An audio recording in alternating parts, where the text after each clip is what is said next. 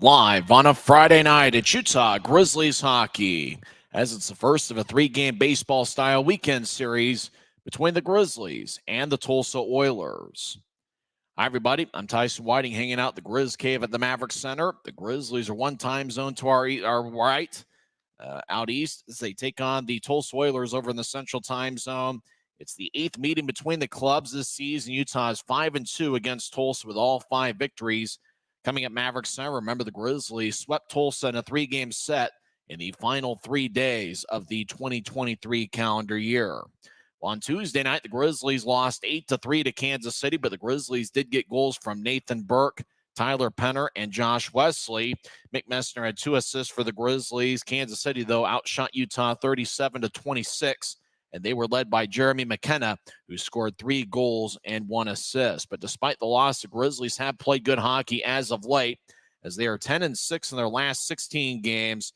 They have won 4 of their last 5 contests. We'll keep an eye on the third period. That's certainly going to be critical, especially in a close game. Tulsa's been in pretty good third period club as they've been outscoring opponents 46-39 in the third periods this year. And in the last 5 games, the Grizzlies have outscored opponents 9-2. So we'll see if we'll get a close one here tonight. Got an interesting goaltending matchup. A pair of guys with NHL entry-level contracts. Gage Alexander will start for Tulsa. He's got an NHL contract with the Anaheim Ducks. And in net for the Grizzlies is going to be Will Cranley, who's got an NHL deal with the St. Louis Blues. So it should be an interesting one, a matchup of 2 good teams. Tulsa's played good hockey as of late, as they are 7-3 in their last 10 games. Grizzlies are over at BOK Center. Should be a good crowd over on a Friday night, as Tulsa is averaging about 7,200 fans per game, and that's about what the Grizzlies have averaged over their last 8 home games. Watch out for Brandon Cutler, who has a point in 8 of his last 11 games. Cutler currently leads the Grizzlies with 17 goals this season. Tyler Penner's been hot as of late for the Grizzlies. He has a current 5-game point scoring streak, and Mick Messner has 6 assists in his last 4 games. It's the Grizzlies and the Oilers starting lineups coming up next, as we're in business on a Friday night, and you're listening to the Grizzlies Hockey Network, presented by Rio Tinto Kennecott. This isn't just copper. It's our job. It's food on our family's tables. Without it, we couldn't stay in touch. It's what keeps our homes warm and our lights on. It's the power behind the team and a greener, brighter future. This isn't just copper. It's a proud Utah and a strong America. Smith's always gives you more ways to save on top of our lower-than-low prices. And when you download the Smith's app, you can enjoy over $500 in savings every week with digital coupons and earn fuel points to save up to $1 per gallon at the pump. With a Boost membership, you'll save even more with double fuel points and free delivery. Discover more ways to save big every day. Smith's, fresh for everyone. At Black Bear Diner, you always get more. More choice, more amazing food, more value, from huge breakfasts to delicious lunches and hearty dinners. Black Bear Diner has more for you. So get more when you want it, the way you want it, and get it today. Good old-fashioned family food, Black Bear Diner. Black Bear Diner. Maverick's new bean-to-cup machines always deliver a freshly ground cup of coffee on demand, so you can enjoy any of our premium roasts at their best, day or night, hot or iced. Enjoy a fresh cup today.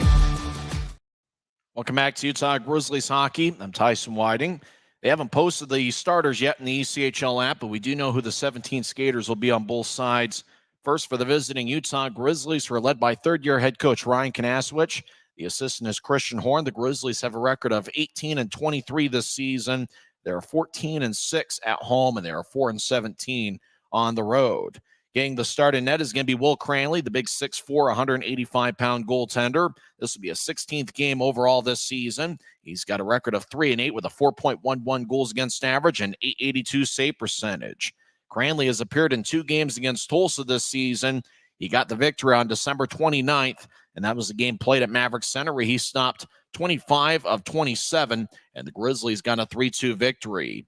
Granley stopped the first 13 shots and all 13 shots that he saw on December 30th before leaving the game due to an injury. That's a game the Grizzlies ended up winning 5-2. Dante Januzzi ended up as the goaltender of record as he stopped 19 of 21. Januzzi is going to be the backup for the Grizzlies tonight. Well, we're not sure the starters are. They haven't posted them yet on the ECHL app, but we do know that the Grizzlies are going to be rolling with 11 forwards and 6 defensemen tonight. Brandon Cutler's been a hot Grizzly as of late. He's got a point in 8 of his last 11 contests. Cutler leads the Grizzlies in goals with 17. He also leads the team with 59 penalty minutes and 151 shots on goal. Cutler has a point in 4 of his last 5 games. He'll be in there with Brett Stapley, who leads the Grizzlies with 25 assists and 34 points this season. Stapley has a point in 12 of his last 17 games. And Adam Berg's been hot as of late. He has 9 points, 4 goals, and 5 assists in his last 11 games. Grizzlies also have Nathan Burke in there. Burke is second on the Grizzlies with 13 goals this season. He is 4th on the team with 100 shots on goal. Mick Messner has 6 assists in his last 4 games. He'll be in there for the Grizzlies wearing number 10. He has 10 goals and 13 assists this season. The newest Grizzly is Jeremiah Addison. Addison signed yesterday. He'll be in there wearing number 54, making his Grizzlies debut. He started the season playing in Germany 3 with EV Duisburg, where he scored 6 points, 3 goals, and 3 assists in 10 games. He's a former draft pick. He was selected in the 7th round by the Montreal Canadiens in 2015. So the newest Grizzly is Jeremiah Addison. He'll be wearing number 54. He is 6 feet and 187 pounds. Other forwards for the Grizzlies tonight, Aaron Aragon. He scored 2 goals on January 19th against Kansas City, and he had 2 more against Rapid City on January 26th. Aragon is a +4 in his last 6 games. The Grizzlies Iron Man Tyler Penner's in there, of course. While Penner's been outstanding as of late. He led all Grizzlies forwards in plus-minus in the month of January at +7. He has 2 game-winning goals in his last 4 games, and 13 games in the month of January, he had 10 points, 4 goals, and 6 assists. Dylan Fitz had 5 goals in the month of January. He'll be in there wearing number 13, and we'll also see Dakota Raby, the Michigan man, who has 3 goals and 9 assists in 30 games, as well as Dean Yakura, who's making his 28th appearance. So once again, the 11 forwards are Cutler, Stapley, and Berg, along with Burke, Messner, and Addison. Jeremiah Addison, the newest Grizzly, Aaron Aragon, as well as Tyler Penner, Dylan Fitz, Dakota Raby, and Dean Yakura. Forward scratches for the Grizzlies include Cole Gallant, who's missing his 2nd straight game. J.C. Campagna and Cody Caron are also out of the lineup. And a couple roster moves that were made a few days ago. In fact, one in particular, Alex Bocage, was recalled to the AHL's Colorado Eagles on Wednesday. So Bocage is now playing for the Eagles. He had 20 shots on goal and 1 goal and 3 assists in 4 games for the Grizzlies. So that's the starting lineup for the Grizzlies. In fact, we've just been handed these starters. Starting forwards will be Mick Messner, Nathan Burke, and Jeremiah Addison. Starting defensive pairing is going to be Josh Wesley, who's really been a hot player as of late. In fact, Wesley led all Grizzlies skaters in points in the month of January with 11, 5 goals and 6 assists. And he'll be paired up with the All-Star Kyle Mayhew, who has 7 goals and 18 assists this season. We'll also see Quinn Wickers and Keone Teixeira out there, as well as Jacob Semick and Jordan Stone. And happy birthday to Jordan Stone as he's celebrating a birthday on Groundhog's Day. Jordan Stone is now 28 years old. He was born on February 2nd of 1996. So happy birthday to Jordan Stone. That's the 17 skaters for the Grizzlies tonight. For the homestanding Tulsa Oilers, they are led by longtime head coach Rob Murray. Scott Dutart is the assistant. Tulsa's got a record of 20-17-3 overall this season. They are starting Gage Alexander in net. This will be his 8th appearance. He's got a record of 2-3 with a 4.17 goals against average and 883 save percentage. Starting defensive pairing is Jared Hilderman and Kyler Wall. Starting forwards are Alec Butcher, who has 3 goals against the Grizzlies this year. Dante Sheriff has 12 goals and 18 assists in 37 games. Sheriff will be wearing number 29. And Yaroslav Yevdokimov will be in there. He's got 18 points in 24 games. 2 former Grizzlies that are going to be in the Tulsa lineup tonight. Doogie Legron played in 1 game for the Grizzlies in the 2018-2019 season. He'll be a defenseman wearing number 5. He's a +12 this season. And Jared Power, who actually played in 9 games for the Grizzlies earlier this season. He was waived by the Grizzlies, signed by Trois-Rivières. He played in 8 games with Trois-Rivières and was released there and signed with Tulsa about half a month ago. He's got 2 goals in 3 games with the Oilers. So watch out for Jared Power, who's going to be wearing number 84 for the Oilers tonight. When we come back, we'll face off over at BOK Center as we're hanging out in the Grizz Cave at Maverick Center, and we're going to be watching on Flow Sports, and hopefully we'll get a decent enough feed to be able to describe to the listening audience. This has been the Rio Tinto Kennecott pregame show on the Utah Grizzlies Hockey Network. Since 1939, America First has helped people start businesses, buy homes and cars, and achieve their financial goals. Today, our top priority is still the financial success of you and your family, which is why we're giving new members $100 when they sign up for a basic savings and checking account, and another $100 when they upgrade to premium checking and enroll in and use direct deposit. So head to AmericaFirst.com today and join the credit union that always puts its members first.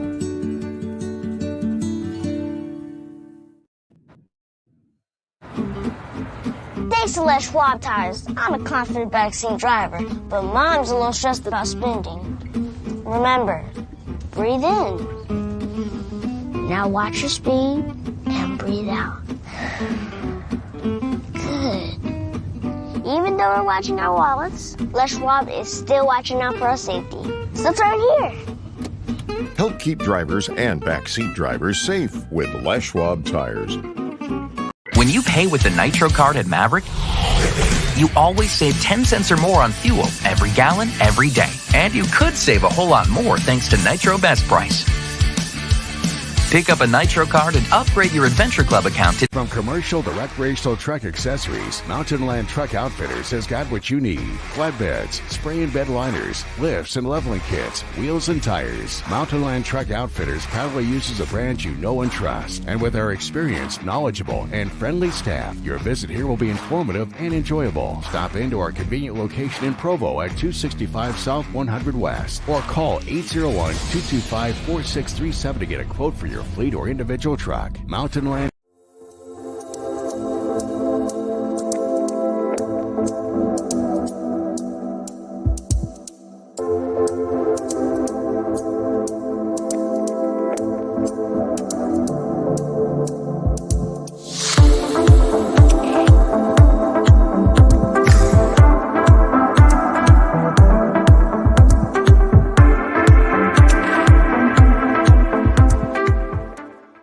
Grizzlies are taking on the Tulsa Oilers in the first of a 3-game baseball-style series. Don't forget that tomorrow night's going to be the second game of the series. It's going to be at 6:05 in the Mountain Time Zone, and then Sunday afternoon is going to be at 3:05.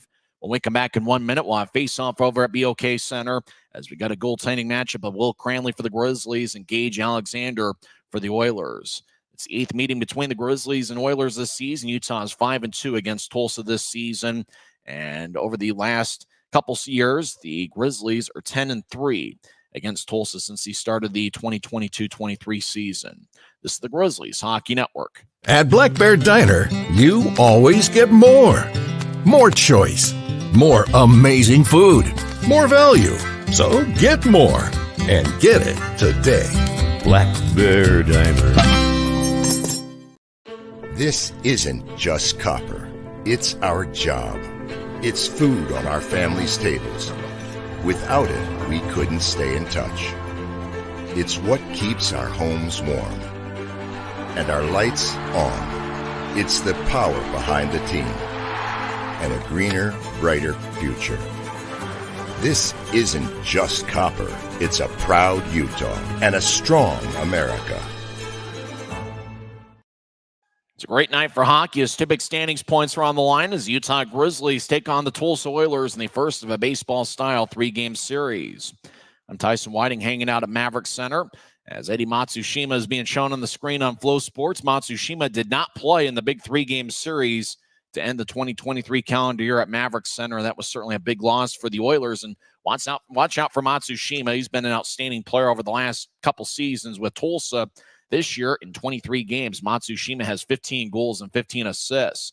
Josh Wesley, the Grizzlies captain there with the ceremonial puck drop with Matsushima. And speaking of hot players, How about Josh Wesley in the month of January? He led the Grizzlies with 11 points, 5 goals, and 6 assists, and he also had 47 shots on goal through 13 games in January. During the first intermission, we'll recap the month of January, where the Grizzlies ended up with a record of 7-6. Referee tonight is Hunter Mottinger, Motttinger, Mottinger. The linesmen are Chuck Schammel and Adam Hull. Grizzlies will start out with Nathan Burke, Mick Messner, and the newest Grizzly, Jeremiah Addison. Defensive pairing is Josh Wesley and Kyle Mayhew. Addison was just signed by the Grizzlies yesterday. He's wearing number 54, and he's sporting long hair. Former draft pick in the 7th round by Montreal in 2015. Taking the draw for Tulsa is Alec Butcher, and the draw is won by Utah. They skate from left to right as we see it from Flow Sports. Your mind's eye see it on YouTube as Josh Wesley gets it from Will Cranley as Wesley feeds it to the far side for Mayhew. Mayhew back to Wesley, who taps it ahead. As puck goes to Addison, his first touch is a Grizzly. He'll backhand it to center ice. It goes to Tulsa, who throws it back in. Chasing after it's Alec Butcher, but Kyle Mayhew gets it. The Grizzlies are wearing the cream-colored alternate jerseys with the capital green G, green numbers in the back, and black lettering. As Messner gains center ice, he gets hit by Butcher and loses it. Now Messner steps over the line. He gets it in the near side. Backhand shot. Centering pass out in front to Addison goes just wide. Addison had 1 goal in the AHL a few years ago. As Wesley, right side, rolls it along the boards. Messner couldn't get it as he was held up by Hilderman. Kyler Wall, number 8 for Tulsa, will backhand it across, and it looks like it's going to go all the way down for an icing call as Wesley will chase after it. And we get our first whistle 52 seconds into the series. Everybody make your pick for the Optum first goal of the game as to who's going to score first for Utah tonight. I'm not sure. I think I'm going to go with Adam Berg to score Utah's first goal. Berg's got 7 goals and 7 assists in 29 games. Taking the draw is Brett Stapley. He's out there with Berg and Cutler. Stapley wins the draw. They get it towards Cutler, but he was skating towards the middle. Now Cutler gets along the near wing boards, gets to Stapley, right side, righty shot. Saved by Alexander.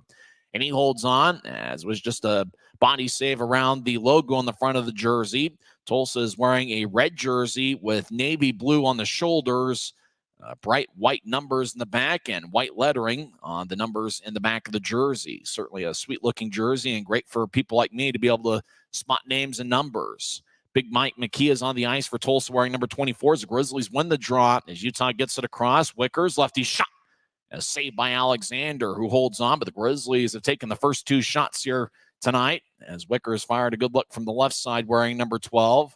As the draw is going to be over in the far circle as County Tech Shura talking with Cutler. Stapley will take the face-off. Berg is standing in the slot as we're just a minute 3 in. Grizzlies have taken the first 3 shots on goal. Draw is won by Eddie Matsushima in Tulsa. Matsushima will backhand it all the way out as it goes past Wickers. Now Tulsa will skate to the high slot. Lefty shot goes wide. That was taken by Kyle Krinkovic, number 37. Krinkovic has 9 goals and a +12 rating this year. Stapley steps over the line and gets to Berg. He gets it dragged by Legrone. Berg chases after it in the near corner. He gets it to Stapley all on the right side over to Cutler. Cutler, the near goal line, dances around with the puck. Now he feeds it up top. As Wickers with a lefty shot and it's blocked away, goes back to Wickers. He throws to the far side. Tulsa's Mike McKee trying to clear it out. Wickers kept it in and fires it in deep as Berg loses his balance along the near side. Now Stapley gets it. Stapley surveys along the near corner as he gets it towards Berg. Right side, lefty shot, saved by Alexander. Slot, Stone with a shot that's blocked away. Well, it'd be a great night for Jordan Stone to get his first as a pro, celebrating his 28th birthday today.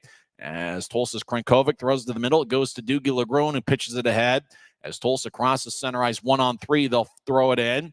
As Cranley gets it behind his net, as the puck glided along the far wing boards, gets over to Wickers, who moves it to Stone. Stone right wing pass to Fitz at center ice connects.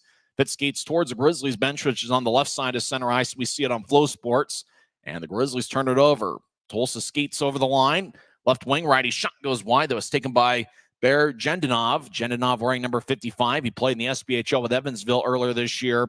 Fitz will backhand it across. It ricochets off the boards near Utah's bench. Messner moves ahead, make that Aragon over towards Penner, who gets divorced in the puck as he was avoiding a check. As Tulsa crosses center ice. Jared Power wearing number 84 crosses center ice. He lifts it in. It's gloved by Cranley. Power chases after it. Power, the former Grizzly. Now left wing. Lefty shot goes wide. Puck goes towards the right point. Dakota Raby challenging as puck bounces over Semek's stick As it goes towards the near corner, Tulsa in the attack zone with the puck as they'll feed it back towards the corner. It bounces off Wesley, who will chip it off the near glass. It goes to center ice. Utah pokes it ahead. Dakota Raby, right side. It looked like he kicked the stick that was laying in the near side and lost his balance. Puck goes back towards the far corners. The stick was just laying on the ice. Yakura's on the ice as well. Raby in the left side gets it taken away. Now he gets it back. He chips it towards the left side for Cutler. As Cutler loses it in the high slot, and Tulsa will backhand it to center ice.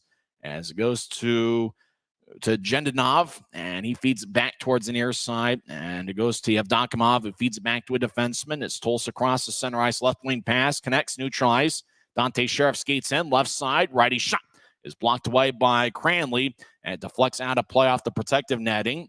16-19 left in the first, and it looks like a lot of interesting action here so far, as Grizzlies really doing a good job with the up-tempo game.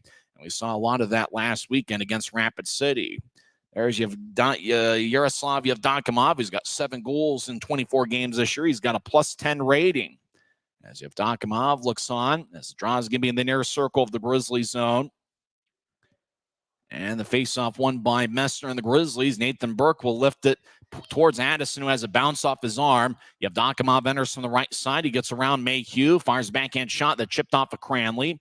As the puck goes to the far side, as Addison will trip up Butcher, no call. Puck drifts towards the near corner, goes to Utah. As Josh Wesley will saucer it out to center ice. Burke chases after it. It goes deep into the Oilers zone. As Tulsa will slide it around the boards. That's Anthony Costantini, number 10. As puck goes back to Tulsa, they try to get to Sheriff, pass behind him. Grizzlies might have gotten a stick in the way. As Wesley will move it ahead. Diagonal pass to the left connects. As Adam Berg skates towards the far corner, he avoids a check but crashes along the glass. As Berg feeds it out in front towards Burke. And the puck gets tipped out to center ice. It's Tulsa across the center. Left wing pass to Yevdokimov. He steps over the line, trying to throw it back, and it's taken away by Utah. Burke steps over the line, right side. He stops to the point, drops it off. As Texera skates off the screen, it goes back towards Burke. Stapley, right side, chips it out in front. Puck gets there under it, and it's taken by Alexander, who covers up as he makes a stop with 15-16 left in the first. As the Grizzlies have 4 shots, Tulsa's taken 2. As we're about 5 minutes into the game, but we're just getting started, so grab some chips and dip and a beverage of your choice.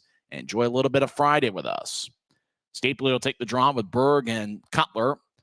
As draws in the near circle of the Oilers zone. Utah skating from left to right as we see it on Flow Sports. And we apologize if you're viewing on YouTube, as sometimes the key details on these remote broadcasts, especially in Tulsa, can go missing. Stapley's kicked out of the circle. Cutler will take the draw. It's won by Eddie Matsushima in Tulsa as the Oilers get to the far side. Tulsa moves it ahead as the blue line to blue line pass will bounce off an Oiler. It goes towards the center ice logo. Now the Oilers skate into the zone. Michael Farron, backhand shot, saved by Cranley. Farron gets the rebound, skates around the net. He chips it up top, right point. Righty shot is redirected, and Cranley covers up, and Wickers will drag down an Oiler who was trying to look for a rebound. So good job by Will Cranley covering up as the shot was taken from the right side. Couldn't tell who it was, as that's the 3rd shot taken by the Oilers here tonight. Tulsa does a good job of controlling the shot count. They're 2nd in the league, averaging 36.1 shots per game. And they're also 7th in the 2018 league in shots allowed at 29.6. So on average, Tulsa is out shooting their opponents by 6.5 per game. Draws in the far circle, taken by the Utah, and it's won by the Grizz as Texera will move it ahead. Berg chases after it and goes towards Gage Alexander. Alexander, the first full-year pro, will chip it off the end boards. As it goes back to Berg, who centers it to Texera. Skates down Broadway, but loses the puck as he was nearby Mike McKee. As McKee takes the puck, he skates towards the near side. He's been with the Oilers for a long time. He moves it ahead as Krankovic will saucer it to his right. Oilers step over the line, but the linesman said they're offside as we get a whistle with 14:32 left in the first. Draw's going to come back to center ice. The referee and 2 linesmen talking things over. As the Grizzlies, the 3-man forward unit that's on the ice right now played pretty well in January. Aaron Aragon, Tyler Penner, and Dylan Fitz. It looks like the draw is actually going to be in Oilers territory near side, as Penner will take the draw against Carson Folk. Draw won by Folk and the Oilers in the red jerseys. They get to center ice. Tulsa will fire it into the left corner as a puck bounced off an Oiler, and it clears the zone to center. Tulsa back in their own end. Jared Hilderman chases after it. He gets it. He moves a blue line to blue line pass. It's taken away by Wesley as the puck gets there under it at New Trice. Aragon in the area. Tulsa gathers it as the camera operator swaying back and left, swaying the camera back and forth as the puck goes back into the Oilers zone. Hilderman will skate to New Trice. Now chip it ahead. Puck bounced off a stick, and it goes back to the Grizzlies. Wesley, near side, will lift it out to center ice. Puck goes all the way into the Oilers zone, and looks like it's going to be icing on Utah as we get a stoppage of play with 13:53 left in the first. We'll keep it here as no timeout after an icing. Draw is going to come back towards Will Cranley. This is certainly a big series for the Grizzlies to try to find a way to climb back into the playoff race. Utah is tied for 5th place in the Mountain Division with Rapid City. Both teams have 36 standings points and a winning percentage of .439. Tonight, Rapid City starts a 3-game series at Maine, and we'll obviously keep an eye on all those scores during each of the intermissions. Penner will take the face-off, far circle, as the linesman in the close-up has the puck laying about knee-high, and he drops the puck, and it's won by Butcher and the Oilers. Right side, righty shot.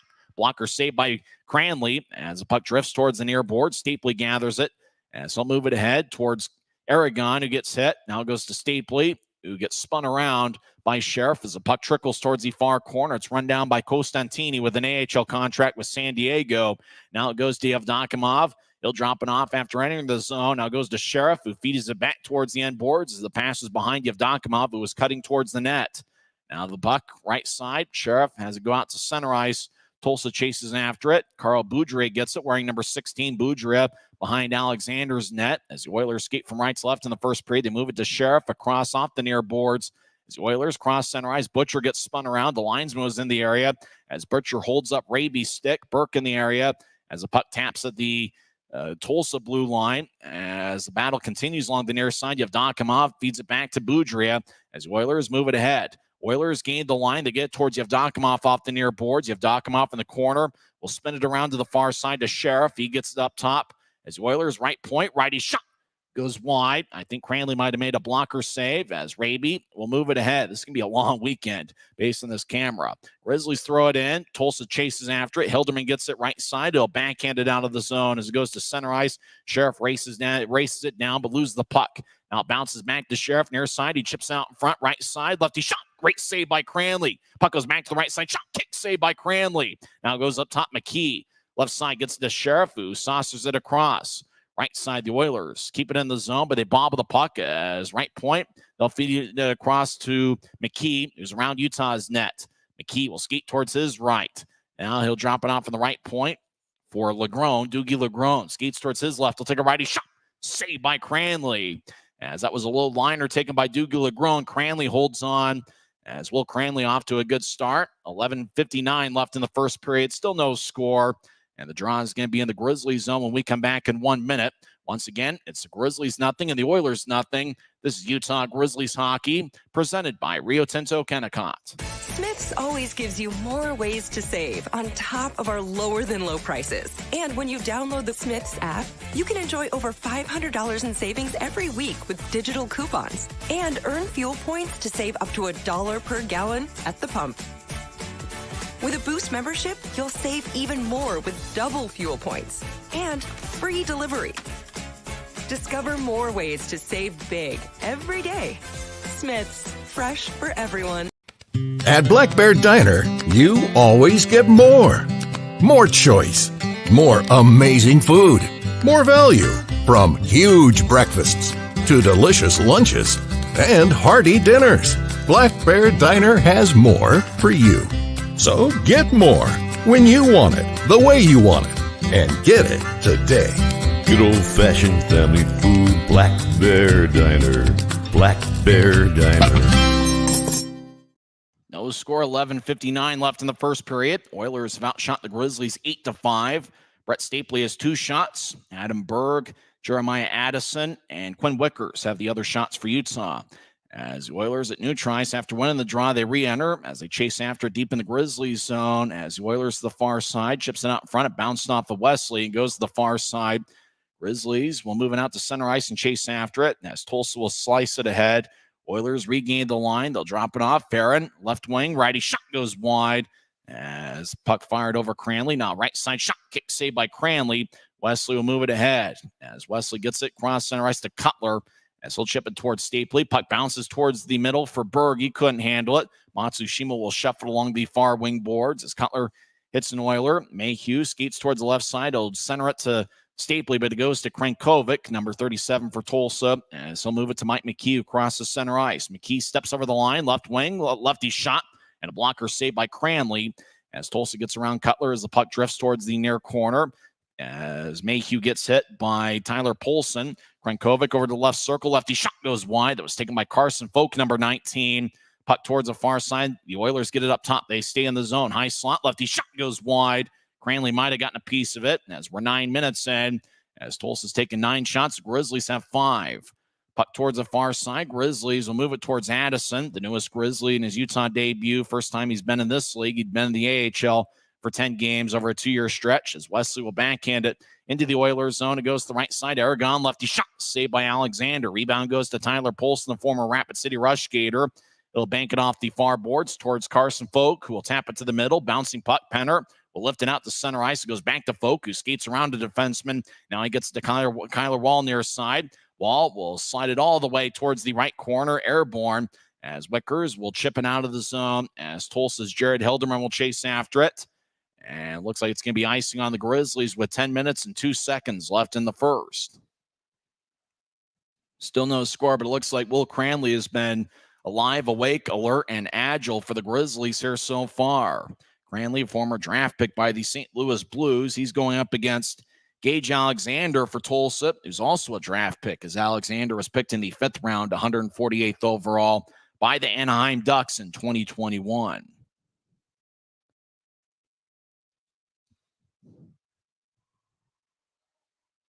Nine shots for the Oilers, 6 for the Grizzlies. Draws in the far circle. It's won by Utah. Keone Tekshera will rainbow it across. It goes back to the Oilers, their blue line. Hilderman will chip it to the near side. Pass goes wide as Utah will throw it off the screen. As Fitz looks nearby, Oilers skate in near side as Alec Butcher skates towards the near corner. Centers out in front. It bounced off of Tekshera's stick, who gathers it. And he'll toss it off the near wing boards. Kyler Wall, left side, will fire it towards the net. It goes wide as Wickers chips it ahead as Dakota Raby, the Michigan man over on the right point, loses it. Tulsa feeds it out in front towards Sheriff. Left side shot. What a save by Cranley. As Sheriff had a wide open shot from the left side, but Cranley made the stop. Sheriff with the puck. He gets up top. Lefty shot goes wide from the high slot. Raby has the puck as both teams will make a change. Raby will skate to neutral ice with good speed. Now he'll move it ahead as he lifts it towards the far corner of the Oilers zone. Hilderman will get it first for Tulsa. He'll chip it across. As the Oilers near side will move it to neutral ice. It goes past Kyle Krankovic on to Cutler as Mayhew gets it across to the captain, Josh Wesley.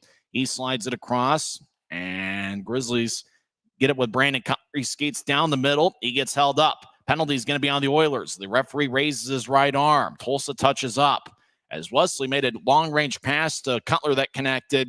Cutler tried to split the double team and couldn't get a shot off, but he drew a penalty. And when we come back in 1 minute, the Grizzlies are going to be on the power play. No score with 8:48 left in the first period. This is the Grizzlies Hockey Network. Since 1939, America First has helped people start businesses, buy homes and cars, and achieve their financial goals. Today, our top priority is still the financial success of you and your family, which is why we're giving new members $100 when they sign up for a basic savings and checking account, and another $100 when they upgrade to premium checking and enroll in and use direct deposit. So head to americafirst.com today and join the credit union that always puts its members first.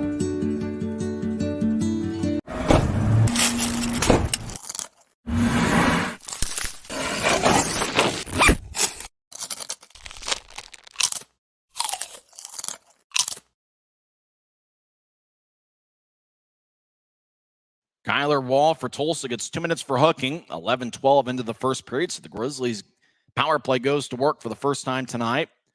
Grizzlies were 1 for 2 on the power play on Tuesday. They're 15.2% this season, which ranks 27th in the league. Tulsa's penalty kill is 78.9%, which is 17th best. Still no score as Grizzlies win the draw, as Kyle Mayhew on the right side will skate towards his left. He'll chip it to Cutler, who gets it back up top. Stapley over to Mayhew as he's on the left side. Now back to Stapley on the right. Over to Cutler in the right circle. Cutler skates towards the point. Takes a lefty shot. Glove saved by Alexander. He holds on. Looked like the shot would have gone wide anyway if Alexander didn't glove it. But he's able to make the stop anyway. Draw's going to be in the near side. Alexander's a big goaltender at 6'6" and 205 pounds.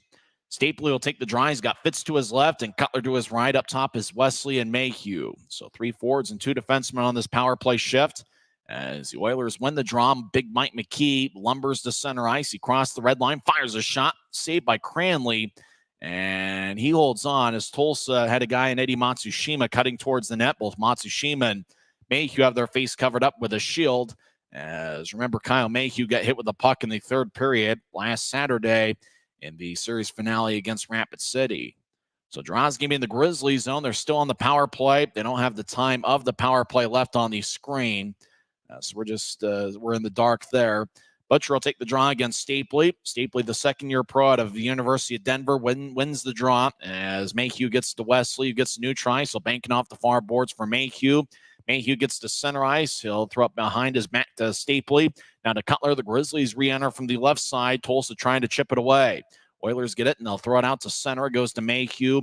We'll throw it deeper into the Grizzlies zone. Stapley chases after it near side. Stapley, the former Montreal draft pick, will skate around Cranley's net. Now Stapley gets new tries with speed. He crossed the red line. Now he crossed the blue. Stapley centers to Addison. Lefty shot. He didn't get much on it. Tulsa comes back the other way. Oilers cross center 2-on-2. Now they'll back it out in their own zone as they spread the ice, still shorthanded. As the Oilers slice it all the way towards Cranley. He lets it go as the puck glides towards the far boards. Keone Teixeira gets it. He skates around Cranley's net. Now he'll skate down the middle. He'll move it ahead to Addison across the center ice for Burke.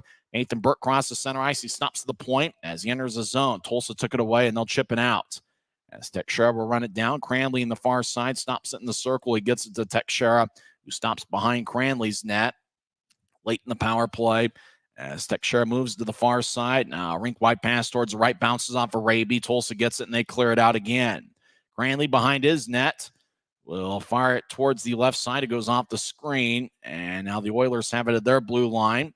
As the Oilers will fire it across, and it goes on to Cranley, who gets it in the crease and keeps play alive as he'll move it to Teixeira, who skates around the net.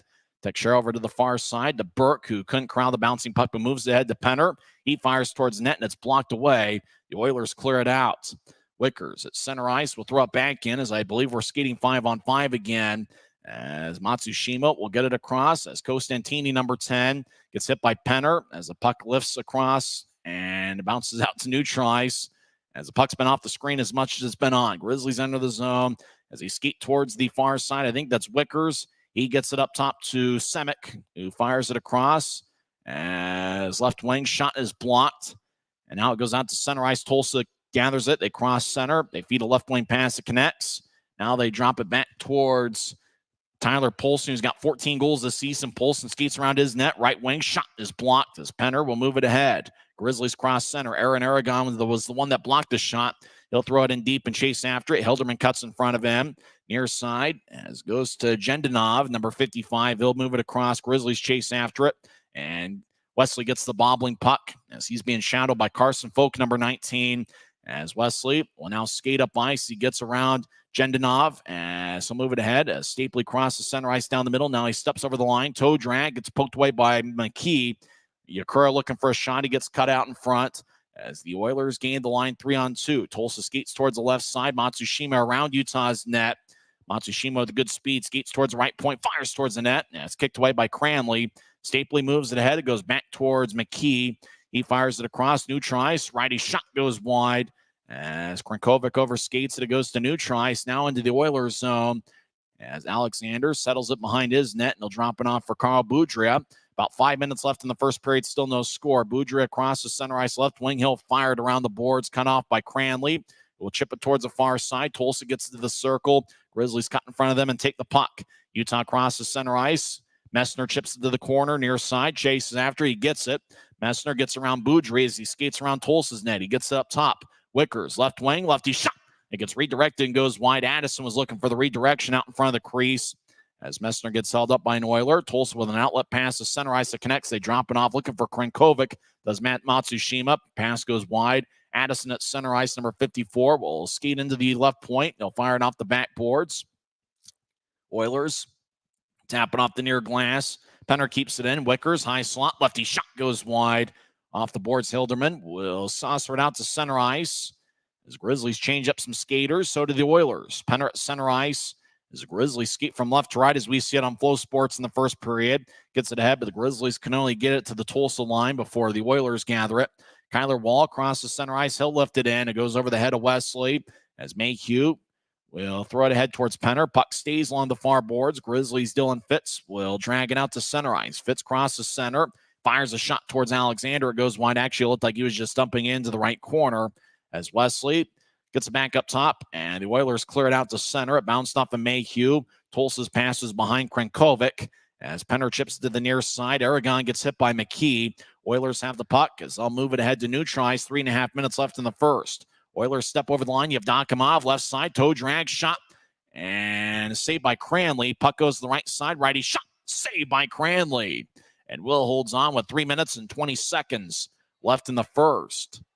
Well, the Oilers lead the shot count, but Will Cranley's been on point so far.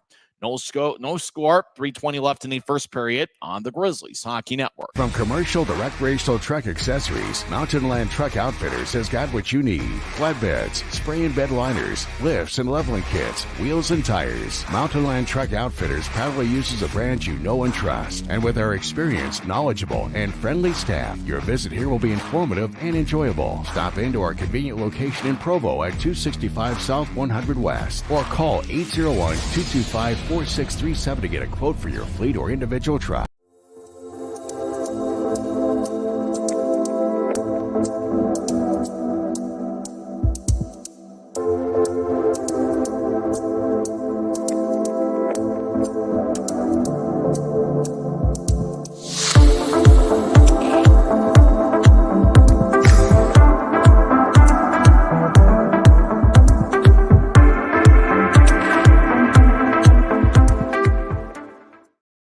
Minutes and 20 seconds left in the first period.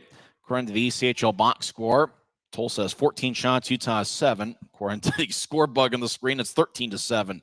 Tulsa in the shot count. Brett Stapley has 2 shots to lead Utah. For the Oilers, Doogie Legrone leads the way with 3 shots. Former Grizzly Jared Power and you have Yaroslav Yevdokimov have 2 shots for Tulsa. Draws in the right circle. First of a 3-game weekend series. Matsushima loses the draw to Stapley. Grizzlies will clear it out to center, and it goes all the way deep in the Oilers zone. As looks like it's going to be icing on Utah as Doogie Legrone gets the puck. 3:15 left in the first. Draw is going to come back towards Will Cranley, who's been a brick wall here so far in the first period. As Cranley's showing good agility, and the Grizzlies' defensive unit's done a good job in front of him as well. As we mentioned before, Tulsa is a team that takes quite a few shots, averaging 36 per game, which is second best in the league. Matsushima will take the draw against Stapley. It's won by the Oilers. Up top, Mike McKee feeds to the near circle. Kyle Krankovic looking for a lefty shot. He fanned on it as Teixeira pushes him along the glass. As Tulsa gets up top, as Michael Farron slot, righty shot is blocked away by Utah. Goes to the near side as Adam Berg will backhand it out. Cutler chases after it, but the Oilers will regather it. They'll gain the line right side. They get it to Matsushima, who can get the pinballing puck. Left wing, right, a backhand shot saved by Cranley. Boy, he holds on with 2:48 left in the first as Tulsa just kind of skated towards the puck, just fired a crafty backhand shot, and Cranley was able to gather it and make the save as the puck just kind of ended up about waist high, and he was able to absorb it. 2:48 left in the first. During the first intermission, we'll go over some scores from around the league. We'll recap the first period here. We'll also recap the month of January, where the Grizzlies went 7-6. Draw won by the Grizzlies. Jeremiah Addison will move it ahead in his Grizzlies debut. As he'll get to Messner, across the center ice and chips it in. Messner chasing after it. Costantini in the area. Near side, Addison delivers a hit as he knocked down Michael Farron. Puck goes back to Messner. Gets around Boudria. Messner gets held up along the end boards, but keeps his feet. He gets towards Addison, but he got his stick held up, and the pass goes all the way into the Grizzlies zone. Cranley near side will drop it for Wesley, who's behind Utah's net. Wesley will saucer it ahead. And it looks like it's going to be icing on Utah as he was looking for the long-range feed, and it must not have connected near the Tulsa blue line. So 2:17 is left in the first. Should be an interesting series. Tulsa right now is in third place in the Mountain Division with 43 standings points and a .538 winning percentage. Tulsa's been a good team at home with a record of 13-8-2. They are just not 7-9-1 on the road. In fact, Tulsa is 0-5 against the Grizzlies at Maverick Center this year.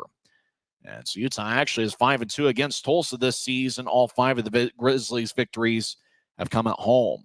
As a draw won by Utah, and now Tulsa gets it neutralized as somebody off the screen won a battle. Wall moves it ahead as the Oilers gain the line. Left wing, Butcher with a righty shot, and it's kicked away by Cranley. Puck stays in play, and looks like we either get a high sticking penalty. Looks like a penalty as opposed to having the puck played with a high stick. And let's see who it's going to be on.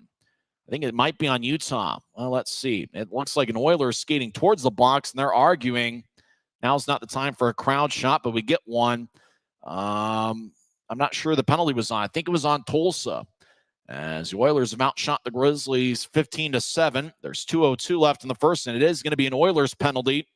As Utah's going to get their second power play, as everybody's going towards Tulsa goaltender Gage Alexander. And not sure who's in the box. We know that high sticking was the penalty, and we'll let you know who's in the box when we get that detail on the ECHL app.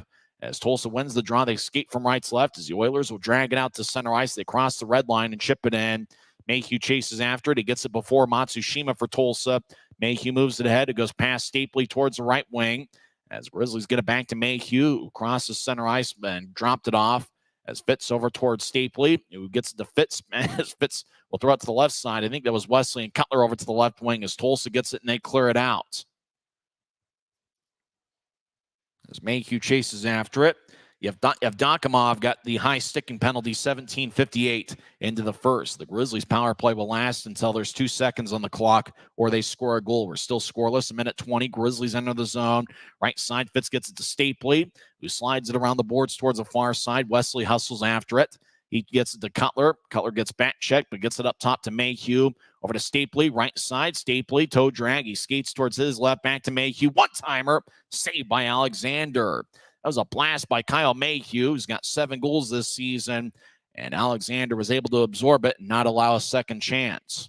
We're exactly halfway through the power play. 1:02 is left in the first period, and the draw is going to be in the Oilers zone. It looks like Tulsa's wearing some specialty jerseys for the occasion.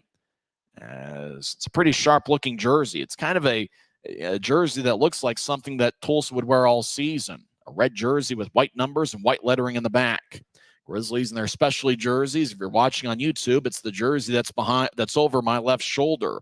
The alternate jersey, the cream-colored jersey, is the Oilers. Win the draw, and they'll slice it all the way towards Cranley along the near boards. Cranley behind his net gets to Teixeira as both teams made a line change in the last whistle. Teixeira gets a new try, so move it to his right for Raby, who steps in with ease. Raby skates towards the near corner. As Raby gets it up top, it goes past Krankovic. Right point, now to Jeremiah Addison. Addison, a native of Canada, right side, lefty shot, saved by Alexander. Rebound shot, saved by Alexander again as the second shot was taken by Raby, I believe. Right side, they try to get to Addison as Raby's in the area, 2-on-2 battle. It goes back up top. Nathan Burke fires it back towards Allison. He lets it go to the corner. As Utah gets held up, Hilderman in the area, and Tulsa will slice it out of the zone. 15 seconds left in the first. It's a period that's been dominated by goaltending and good defensive play. Still no score. Teixeira moves it ahead. 6 seconds left. Utah will chip it to Berg, who enters.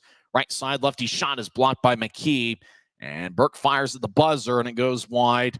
And that will do it for 20 minutes over at BOK Center. Will Cranley was a star in net for Utah as he stopped all 16 shots. Grizzlies had 10 shots, and they had 2 power plays, but just couldn't convert, as we're scoreless after 20 minutes of play. We'll come back and recap the first 20 minutes and also recap the month of January, as this is the first game in February after the Grizzlies had a winning month in the first month of the 2024 calendar year. We'll also go over some scores from around the world of sports. Oilers had 16 shots. The Grizzlies had 10. Nobody found the back of the net as both goaltenders were on point in the first period. After one period, no score between the Grizzlies and the Oilers. This is Utah Grizzlies hockey, presented by Rio Tinto Kennecott. Maverick's new bean-to-cup machines always deliver a freshly ground cup of coffee on demand, so you can enjoy any of our premium roasts at their best, day or night, hot or iced. Enjoy a fresh cup today. At Black Bear Diner, you always get more. More choice. More amazing food. more value. From huge breakfasts to delicious lunches and hearty dinners, Black Bear Diner has more for you. So get more when you want it, the way you want it, and get it today. Good old-fashioned family food, Black Bear Diner. Black Bear Diner. This isn't just copper. It's our job. It's food on our family's tables. Without it, we couldn't stay in touch. It's what keeps our homes warm and our lights on. It's the power behind the team and a greener, brighter future. This isn't just copper. It's a proud Utah and a strong America.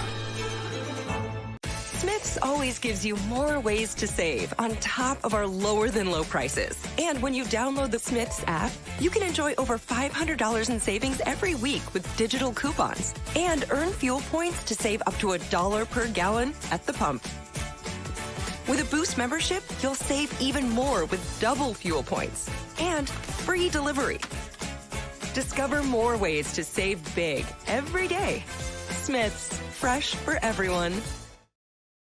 First intermission over at BOK Center. No score between the Grizzlies and the Oilers. Tulsa outshot Utah 16-10 in the first period. Utah did have two power plays in the frame. Tulsa's Kyler Wall got a hooky minor, 11-12 into the first. And Yaroslav Yevdokimov got a high sticky minor, 17-58 into the first. So Utah's 0 for 2 on the power play so far. They have one power play goal since January 12th. In terms of shots for Utah, Brett Stapley and the newest Grizzly, Jeremiah Addison, lead the way with 2, and both guys were draft picks with the Montreal Canadiens. That's what both Stapley and Addison have in common. Stapley was a 7th-round pick by Montreal in the 2018 draft, and Jeremiah Addison was a 7th-round pick back in 2015. Addison was the captain of the OHL's Windsor Spitfires in the 2016-2017 season. He had a pretty good year for the Spitfires. In 51 games, he had 24 goals and 19 assists. He, earlier this season, played in Germany with the EV Duisburg. Interestingly enough, one of the scratches for Tulsa tonight is a forward named Jeff Kitt. Kitt also played for that same team in Germany that Addison played on. So, interestingly enough, one of Addison's teammates from Germany is playing for Tulsa, Jeff Kitt, who's a scratch tonight. So maybe we'll see Jeff Kitt a little bit later on in this series. For Tulsa, they have 16 shots in the first period. They're led by Dougie Legrone. You know that old saying, once a Grizzly, always a Grizzly? Well, with Dougie Legrone, he was literally once a Grizzly. He played in one game to start his pro career in the 2018-2019 season. Legrone's been a solid defenseman for Tulsa. He's got a +12 rating, and he leads the way with 4 shots. Jared Power, the former Grizzly, who got his first professional goal last season with Utah, and he had 1 goal in 9 games for the Grizzlies. He also had 6 shots for Utah. He was released by the Grizzlies in November, signed by Trois-Rivières. He had 1 goal in 8 games with Trois-Rivières, and I think he was released there, and Tulsa picked him up in mid-January. And Power, coming into tonight, has 2 goals in 3 games. And Power, as well as Yevdokimov, each have 2 shots for Tulsa, and then quite a few players with 1 shot each. Oddly enough, Eddie Matsushima is not one of those players that has a shot, but he's been pretty good offensively for Tulsa over the last couple years. He was the Oilers' all-star representative last season, and a guy that's really picked it up offensively for the Oilers, Tyler Poulsen, who has 14 goals this season. Poulsen occasionally gives the Grizzlies a bit of fits with his speed. Poulsen also doesn't have a shot through 20 minutes of play. So we'll skate 5-on-5 to start the second period. And really, if you're looking for a storyline through the first 20 minutes, it would have to be the play of both goaltenders. Will Cranley, the former St. Louis Blues draft pick, the 21-year-old, stopped all 16 shots he saw in the first period. And 21-year-old Gage Alexander for the Oilers stopped all 10 shots that he saw. Cranley will turn 22 on February 26th. So it'll be interesting to see how the second period turns out, especially since the third period has been the best for Tulsa this season, and the Grizzlies over the last 5 games have been outstanding in the third periods. So we'll see who has the lead after 2. If either team has the lead after 2 periods, Remember, the Grizzlies have only had 2 games decided past regulation this season, both of them coming in the month of January. It was the first game and the last game of the 9-game road trip. Dylan Fitz started the road trip and started the month of January with a game winner, and he scored from the right side against Newfoundland. And then the road trip ended with Utah defeating first-place Kansas City 4-3 as Brandon Cutler scored 20 seconds into overtime. When we come back, we'll recap the month of January, and we'll also go over some other scores from around the league. No score. We'll skate 5-on-5 to start the second period. Tulsa's outshot Utah 16-10. We're back in 2 minutes as we're live here at BOK Center on the Grizzlies Hockey Network. Since 1939, America First has helped people start businesses, buy homes and cars, and achieve their financial goals. Today, our top priority is still the financial success of you and your family, which is why we're giving new members $100 when they sign up for a basic savings and checking account, and another $100 when they upgrade to premium checking and enroll in and use direct deposit. So head to AmericaFirst.com today and join the credit union that always puts its members first. Thanks to Les Schwab Tires, I'm a confident backseat driver, but Mom's a little stressed about spending. Remember, breathe in. Now watch your speed and breathe out. Good. Even though we're watching our wallets, Les Schwab is still watching out for our safety. So turn here. Help keep drivers and backseat drivers safe with Les Schwab tires. From commercial to recreational truck accessories, Mountain Land Truck Outfitters has got what you need. Flatbeds, spray and bed liners, lifts and leveling kits, wheels and tires. Mountain Land Truck Outfitters proudly uses a brand you know and trust. And with our experienced, knowledgeable, and friendly staff, your visit here will be informative and enjoyable. Stop into our convenient location in Provo at 265 South 100 West or call 801-225-4637 to get a quote for your fleet or individual truck. Mountain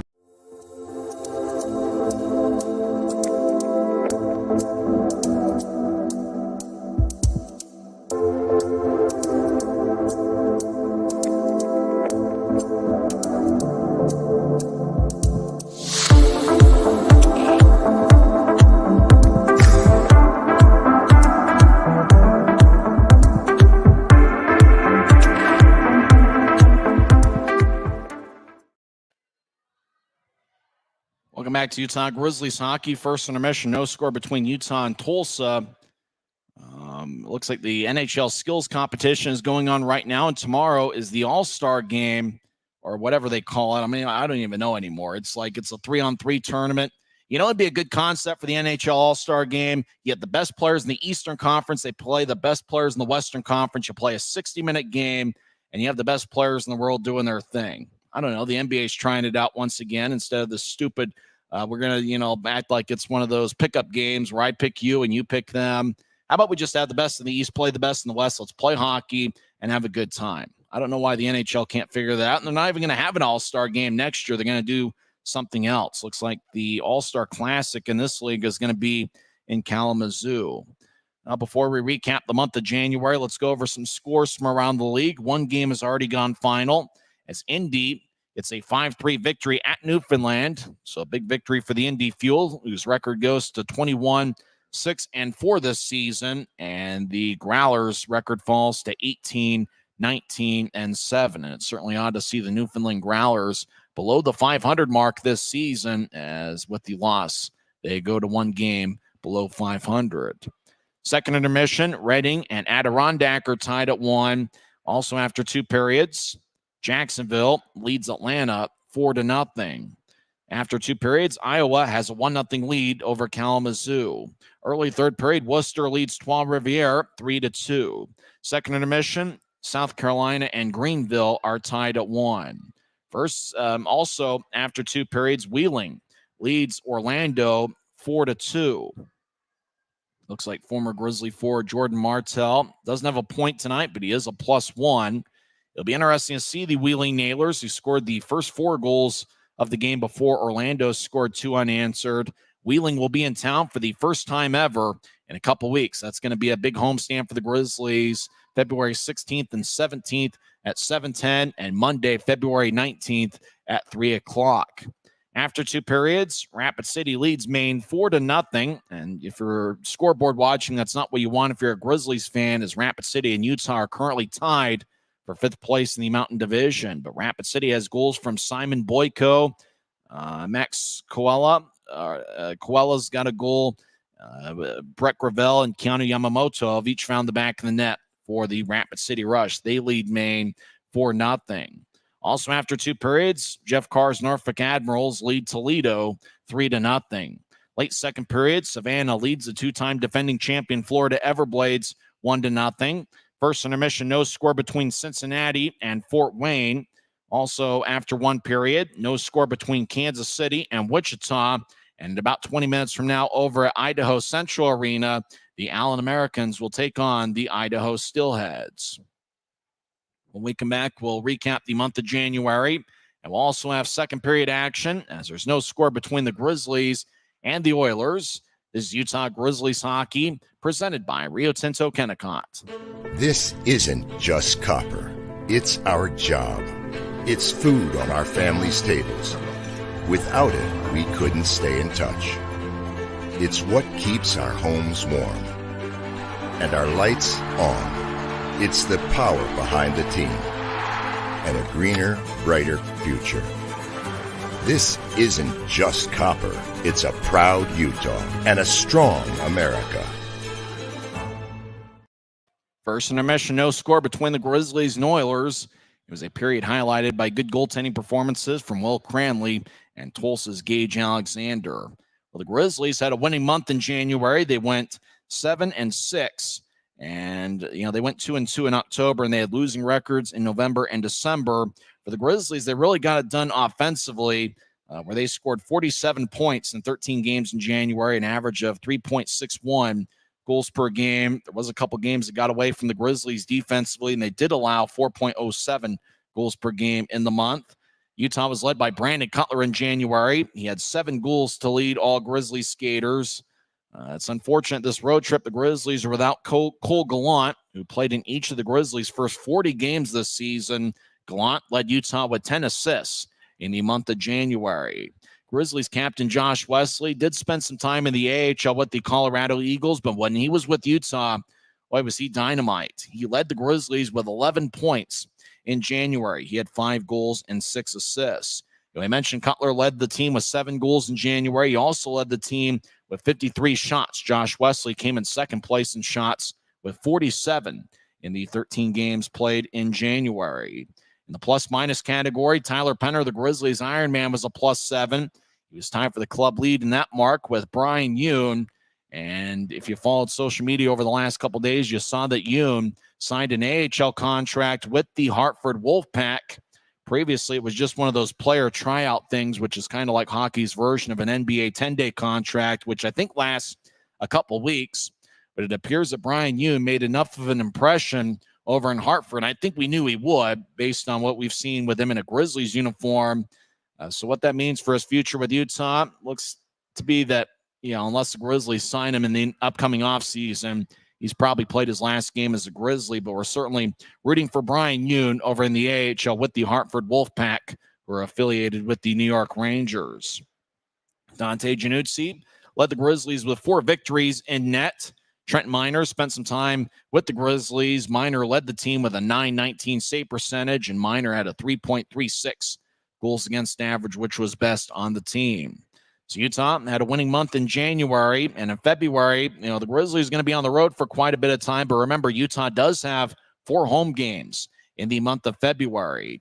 Don't forget the next Grizzlies home game is going to be 7 days from now. It's February 9th against the Idaho Steelheads, where it's going to be an AFCU Friday, where tickets start just $10 when you pay using your AFCU debit or credit card at the Maverick Center box office. In fact, the next 2 Grizzlies home games are going to be AFCU Fridays, as the first of a 3-game set with the Wheeling Nailers will also be an AFCU Friday. That's going to be interesting. That's going to be the first time that Wheeling has ever invaded Maverick Center. That should be a lot of fun. Don't forget that Saturday, February 17th, is going to be Grizzlies Fight Cancer Weekend and Fight Cancer Night in particular. And join us as we honor our annual Grizzlies Fight Cancer Night, as we honor lost loved ones and those who are fighting the brave fight. And Monday, February 19th, which is going to be a 3:10 start, it's going to be Marvel Superhero Day, and that's going to be a lot of fun. It's also a Smith's Family Night where you can get 4 tickets for just $40, then $10 for each additional ticket. So a lot of fun stuff happening at Maverick Center in the month of February. 4 home games highlighted by 2 AFCU Fridays, as well as Grizzlies Fight Cancer on Saturday, February 17th, and Marvel Superhero Day presented by Mountain Land Supply Company. It's also a Smith's Family Night. That's going to be on Monday, February 19th, to conclude the home games for the month of February. And that Monday game on the 19th is going to conclude a 3-game series with the Wheeling Nailers. When we come back, we'll have second period action as there's no score between the Grizzlies and the Oilers. We're back in 60 seconds on the Grizzlies Hockey Network. Smith's always gives you more ways to save on top of our lower than low prices. And when you download the Smith's app, you can enjoy over $500 in savings every week with digital coupons and earn fuel points to save up to $1 per gallon at the pump. With a Boost membership, you'll save even more with double fuel points and free delivery. Discover more ways to save big every day. Smith's, fresh for everyone. At Black Bear Diner, you always get more. More choice, more amazing food, more value, from huge breakfasts to delicious lunches and hearty dinners. Black Bear Diner has more for you. So get more when you want it, the way you want it, and get it today. Good old-fashioned family food, Black Bear Diner. Black Bear Diner.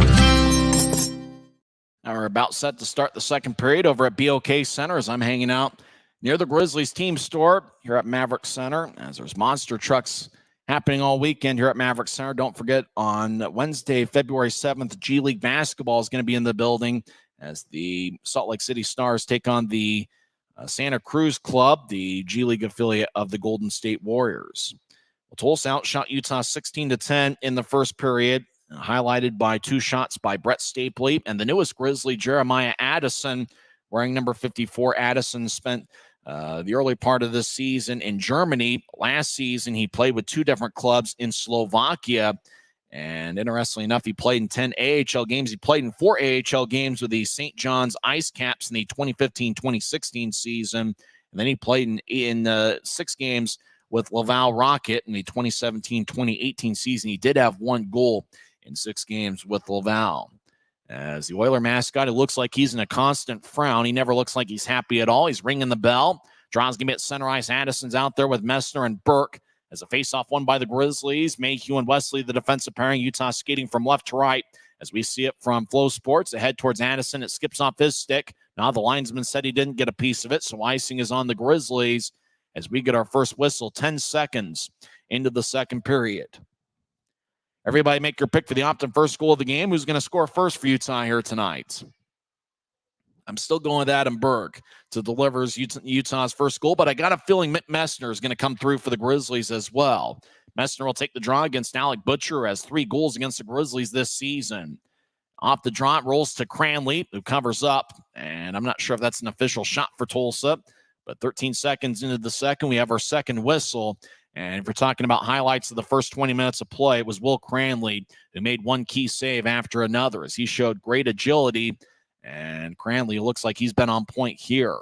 It's the third time Cranley's played against Tulsa this season. He stopped 25 of 27 in Utah's 3-2 victory on December 29th. And he also played in the first period before sustaining an injury on December 30th, where he saved all 13 shots he saw.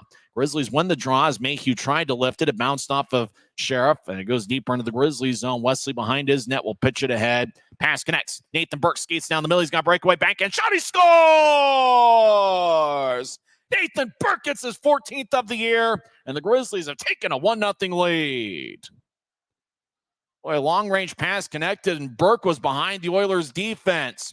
Went towards his right, backhand shot right over Gage Alexander. What a move by Nathan Burke. As Jeremiah Addison and Mick Messner go to congratulate with Burke, who is the Optum first goal of the game scorer. What a beautiful pass. If I remember right, that was Josh Wesley with the quick rink-wide feed. And once Burke got the puck, he was behind the Tulsa defense and was a breakaway the rest of the way. So Utah leads 1-0 as the Grizz win the draw. Wickers gets to Teixeira. As Teixeira back towards Wickers is in front of Cranley's net. Left wing pass to Stapley at new tries. Stapley crosses center ice. Right wing pass connects. But the Grizzlies are offside as we get another whistle. 39 seconds into the first period. See, Burke gets the goal. Wesley gets an assist. If I remember right, they might also get an assist to Kyle Mayhew. Obviously, with that short-term memory loss thing I can't really remember the play that well, but Mayhew may also get an assist. But right now, it's Burke's 14th of the year, 25 seconds into the second period, with Josh Wesley picking up an assist. And for Wesley, that's his 12th assist of the season. So Stapley will take the draw at center ice, as Eddie Matsushima will take it for the Oilers. As the faceoff won by Utah's Berg will slide it to Wickers.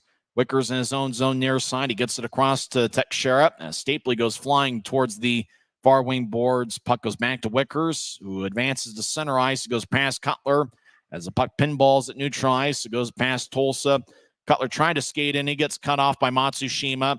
As the Oilers at center ice, Grizzlies doing a good job defensively. Now Tulsa enters the zone. They feed it to the left side. Shot hits the post and goes out wide. As Tulsa missed the net, as they hit the post, the iron was unkind. Grizzlies will skate into the zone near side. Stapley gets hit by Legrone. Legrone holds his face as if he were hit with a high stick. Referee says play on. Cutler right side of the point, gets to the circle for Berg. It tapped off his stick. Berg gets thrown towards the far glass by Mike McKee. 2-on-2 battle over in the far corner, and the puck goes up top. As Wickers backhands it towards the middle. It's taken by Cutler, or trying to slide it towards the net, and he gets cut off by Matsushima. Tulsa enters right side. Michael Farron, righty shot, goes wide as Cranley might have gotten a piece of it. As Grizzlies, about 2 minutes into the second period, get to new tries. As Cutler across to Berg, who's at center ice. Berg will slice it in. Alexander behind his net plays it. He gets it towards Matsushima as the Oilers spread the ice 2 minutes into the second. Matsushima feeds to the far side. A rink-wide pass bounces off of Aragon's stick. Tulsa crosses center ice to the ender. Carson Folk skates towards the near goal line. Backhand shot. And Cranley gathers it as the shot might have hit the side of the net, but Cranley holds on. Jordan Stone doing a good job boxing out Tulsa to make sure they don't get a second chance, but Cranley's done a good job controlling rebounds here so far tonight. Good to see Jordan Stone out there celebrating his 28th birthday over in Tulsa. Stone, a native of Parker, Colorado, but he spent quite a bit of time in the Salt Lake Valley as well as a kid. As Penner wins the draw over to Stone, who moves it ahead. Grizzlies will get some air under it to center ice. It bounced off an Oiler. It goes back to Stone and gets it to Semick. Semick, the Arizona State product, will chip it ahead, but it hit a stanchion. It goes back to Semick, and it's cut off by Jendanov. Jendanov over on the right side, dancing around to take a righty shot that goes wide as he went high. Puck bounces off the side of the net. Tulsa wraparound shot, saved by Cranley. A right side shot, saved by Cranley again. It's Dallas Comu. Number 28 had a couple good looks from the right side. He looked for the wraparound. It was kicked off of Cranley, went back to Comu, who fired a lefty shot, but Cranley was able to make the save. 17:26 left in the second as a partial sellout over at BOK Center as they've got blue seats. Kind of look like Wichita Thunder blue, although don't tell that to Tulsa fans. Tulsa's colors are more of the navy blue and kind of a rustic red look as they're wearing a red specialty jersey tonight with white numbers and white lettering in the back. Denia Kerr will take the draw near circle the Grizzly zone, and it's won by Tulsa. Tyler Polson, righty shot, saved by Cranley. Rebound goes towards the near side. It goes to Mayhew, who gets dragged down by Polson. No call. Might have been incidental as Polson picks up his stick. Tulsa fires it in deep. It goes to the far side. It goes to Wesley, who's already got an assist tonight on Nathan Burke's goal 25 seconds in as Wesley skates up ice left wing, crosses center ice, enters the zone over to the right. Cutler shot, saved by Alexander. Now left side Grizzlies get it. Mayhew skates towards the near goal line. Now Mayhew stops in the corner. He gets pushed by Kyler Wall, but he feathers it up top. Left side, Grizzlies skate towards their right. Cutler with a lefty shot, saved by Alexander. And he holds on as the shot was taken, we believe, by Cutler over on the right side, but he was off the screen. 16:49 left in the second. Utah leads 1-0. A lot of good back and forth action here to start the second. It's game one of a 3-game baseball-style weekend series, and by that you meaning night games on Friday and Saturday, followed up by an afternoon game on Sunday. Tomorrow will be a 6:05 start in the Mountain Time Zone. Sunday, February 4th, will be at 3:05. Pre-game coverage will begin 15 minutes before face-off on each night. Draws in the far circle. Burke's on the left wing. He got his 14th of the year, which is second on the club. Messner took the face-off, but it's won by Tulsa, who moves it ahead to Dante Sheriff. Sporting long hair. He crosses center ice near side, and he'll dump it in.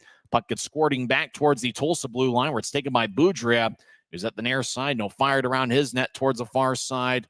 As the Oilers get it to Sheriff, who moves it back towards Costantini. Diagonal pass connects to Sheriff, who falls down on the left side. Grizzlies' Josh Wesley will move it to his right as it goes to Messner, who chips it in. Burke chases after it. Far side, he collides with Costantini. As Messner nearby, 2-on-3 battle. Grizzlies get to Addison, who feathers it up top to Tekshar. Back to Addison. Right side, lefty shot. Saved by Alexander. Rebound goes to the left for Wickers. He skates towards his right. He'll take a shot. And it glances off Alexander. Grizzlies still have it. Near side. Burke gets hit by Sheriff. Puck squirts out to center ice. As Grizzlies will toss it ahead into the Oilers zone. As it goes back to Alec Butcher. Feathers it to a defenseman. Now it goes back to Butcher. 4 minutes into the second. Utah leads 1-0. Butcher crosses center ice. He gets around Berg. Now he gets around Stapley. Enters the zone. Left wing. Lefty shot. This blocked away by Cranley. Rebound to the far corner. Stapley over there with Tekshara. Wickers and Berg looking nearby. Dante Sheriff for Tulsa surveys. Grizzlies come out of the pile with the puck.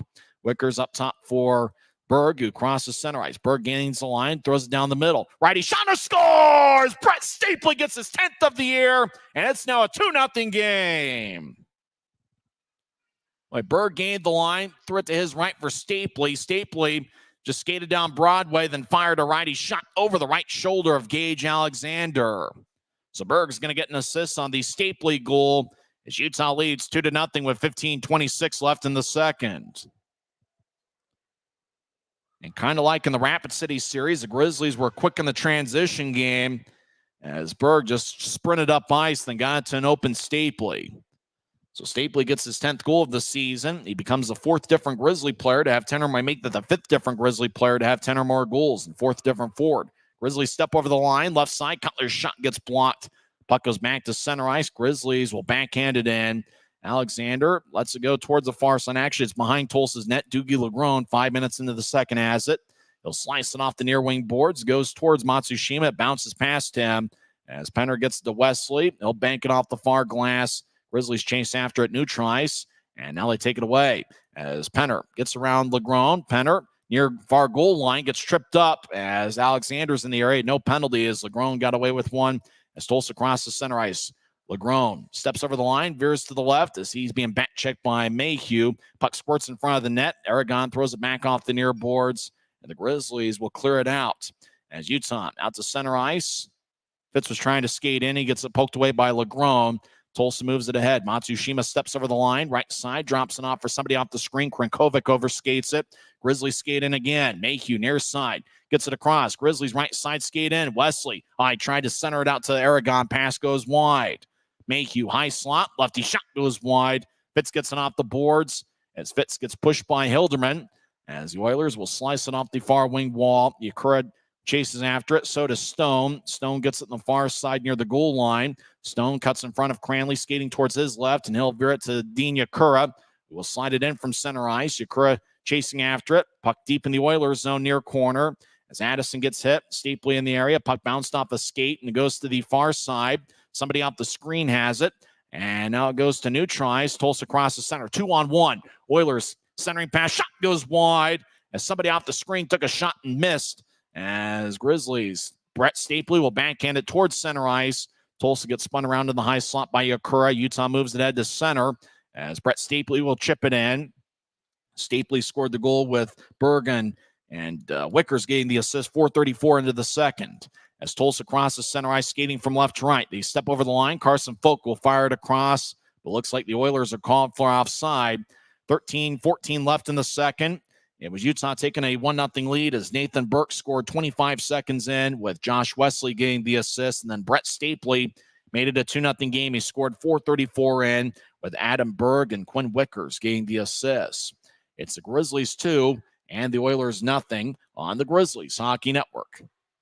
Smith's always gives you more ways to save on top of our lower than low prices. And when you download the Smith's app, you can enjoy over $500 in savings every week with digital coupons and earn fuel points to save up to $1 per gallon at the pump. With a Boost membership, you'll save even more with double fuel points and free delivery. Discover more ways to save big every day. Smith's, fresh for... At Black Bear Diner, you always get more. More choice. More amazing food. More value. So get more. And get it today. Black Bear Diner. It's the Grizzlies 2 and the Oilers nothing. 13-14 left in the second period as Utah's outshot Tulsa 5-2 in the second period. And really what worked against Rapid City last week was the transition game. The Grizzlies really are doing a good job in that here in the second period. Grizz win the draw. They'll moving out to center ice. Passes incomplete as Tulsa at center ice, skating from left to right. Sheriff drops it off. Now goes back to Sheriff left wing. He'll step over the line, skates towards the far circle as he splits a double team. It kicks towards Cranley. He will direct it towards the far side. Penalty is going to be on the Grizzlies. Arm is raised by the referee. Delayed penalty. Tulsa in the far side. Skates towards the corner. Now they stop at the goal line as they'll chip it up top. As somebody off the screen gets it towards Costantini. Now to Sheriff right side. He'll direct it towards Matsushima, who gets it to the left side. Now back up top. As the Oilers skate towards the high slot. Now they get to Sheriff on the right point. Sheriff over to the right corner as the Oilers get it back to Sheriff wearing number 29. Sheriff will skate towards his left near the blue line. And now he'll skate towards the left circle. Sheriff fakes a shot. Now he gets it towards the right side. Costantini fires towards the net. It goes wide. Puck still in play. Delayed penalty. Sheriff skates towards his right. And so gets to the left side, touched by Wickers, but the play continues. He just brushed it a little bit. Not enough to get the whistle. Sheriff skates towards the far side as Sheriff will dance around. He skates towards his right. Now he's on the right side. He'll shuffle it across. As the Oilers now in the high slot. Grizzlies trying to touch it up, but it stays in. Polson over to Sheriff near side. He skates around the Grizzlies net. He's now to the far side. The referee's right arm probably is tired from holding it so long in the air. As Sheriff drops it off. As Boudreau over in the left point will skate towards his right. Delayed penalty's got to be going for over a minute now. As the Oilers still in the attack zone. They drop it off for Boudreau. He's just outside the right circle. He feathers it up top towards Sheriff, who gets around Nathan Burke. Sheriff dances around. As delayed penalty still going on. Grizzlies haven't touched it up yet. Sheriff gets around Burke. Feathers out to Matt Matsushima. Grizzlies take it away. And finally, the whistle blows. Holding's going to be the call, and the Oilers will be on the power play for the first time tonight. You got to think that the referee, Hunter Mottinger, you've got to think that he was holding his right arm in the air for like a minute. They had to get tired after a while. Looked like for a second Wickers had brushed it, but they didn't get the whistle. Wickers gets the penalty, 2 minutes for holding, 11:25 left in the second period. Utah leads 2-0. Tulsa's power play ranks 26 in the league at 15.4%. Grizzlies' penalty kill is 72.3% this season. Oilers 18 shots, the Grizzlies 15, but it's Utah that leads 2-0 on second period goals from Nathan Burke and Brett Stapley. The Oilers win the draw right side. Hilderman fires towards the net. It's kicked by Cranley. And it looks like deflects out of play off the protective netting as Will Cranley's off to a good start here so far in the series. Series opener, Utah lost 8-3 on Tuesday, but the Grizzlies are 10-6 over their last 16 games. They've played good hockey as of late. Draw's going to be the right side. Looks like the same skaters out there here early in the Tulsa power play. Actually, I think we're halfway through the power play now. They don't have the time of the penalty on the score bug as Wickers got the holding minor, 8:35 in. As puck drifted along the far wing boards, and it looks like it goes out of play. As looks like it was played with a high stick. So draw comes out to neutralize, we believe. Messner's out there with Wesley and Mayhew, unless they make a line change while we're looking at Zach Reynolds, the Tulsa broadcaster. He's sporting a beard, just as Mike McKee is for the Oilers.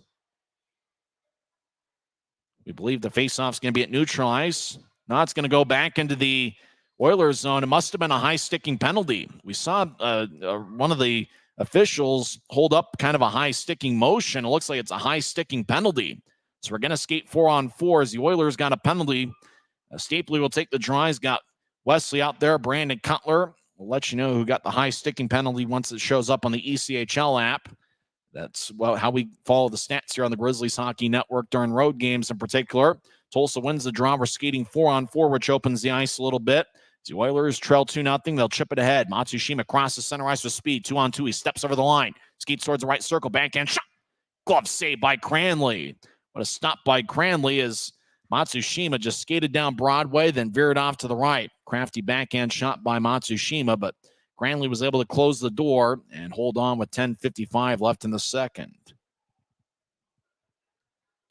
This looks like the Tulsa penalty. Kyle Krankovic got a high sticking minor, 8:51 in, and that was 16 seconds into the power play. So we're going to skate 4-on-4 for a while.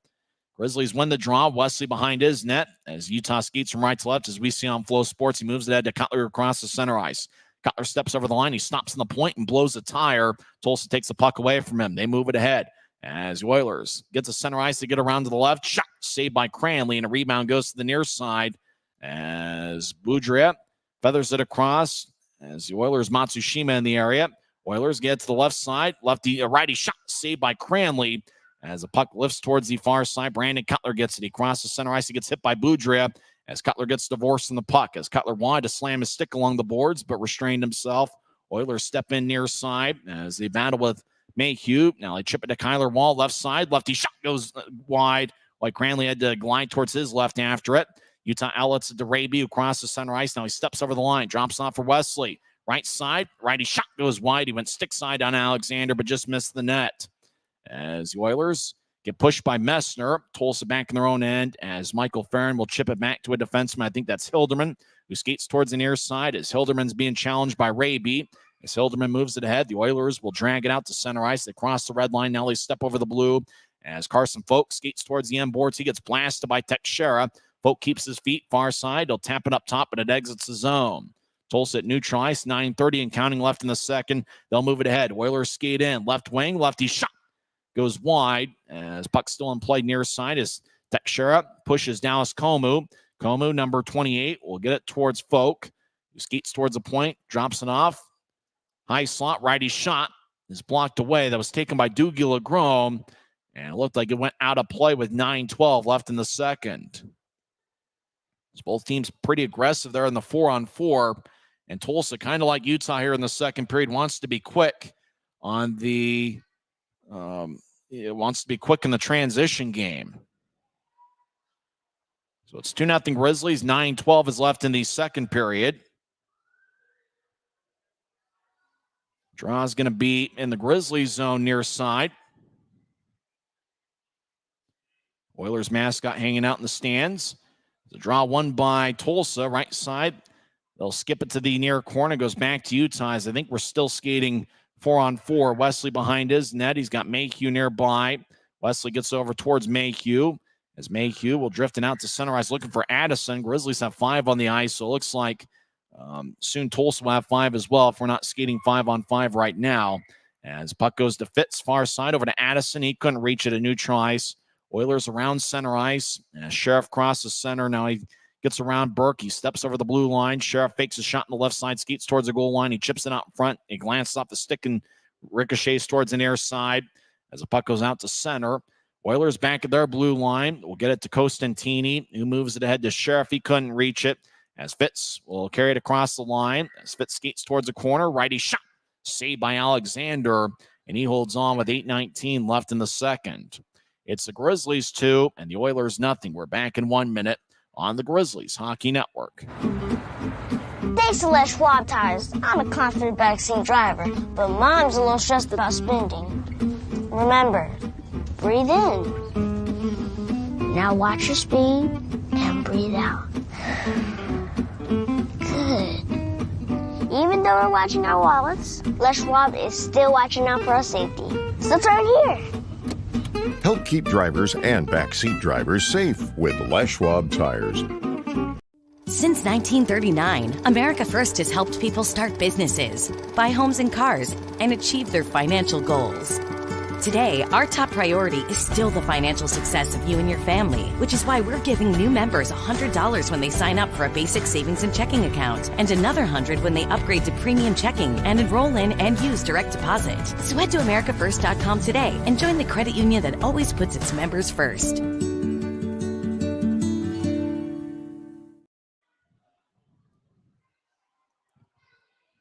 $8:19 left in the second period.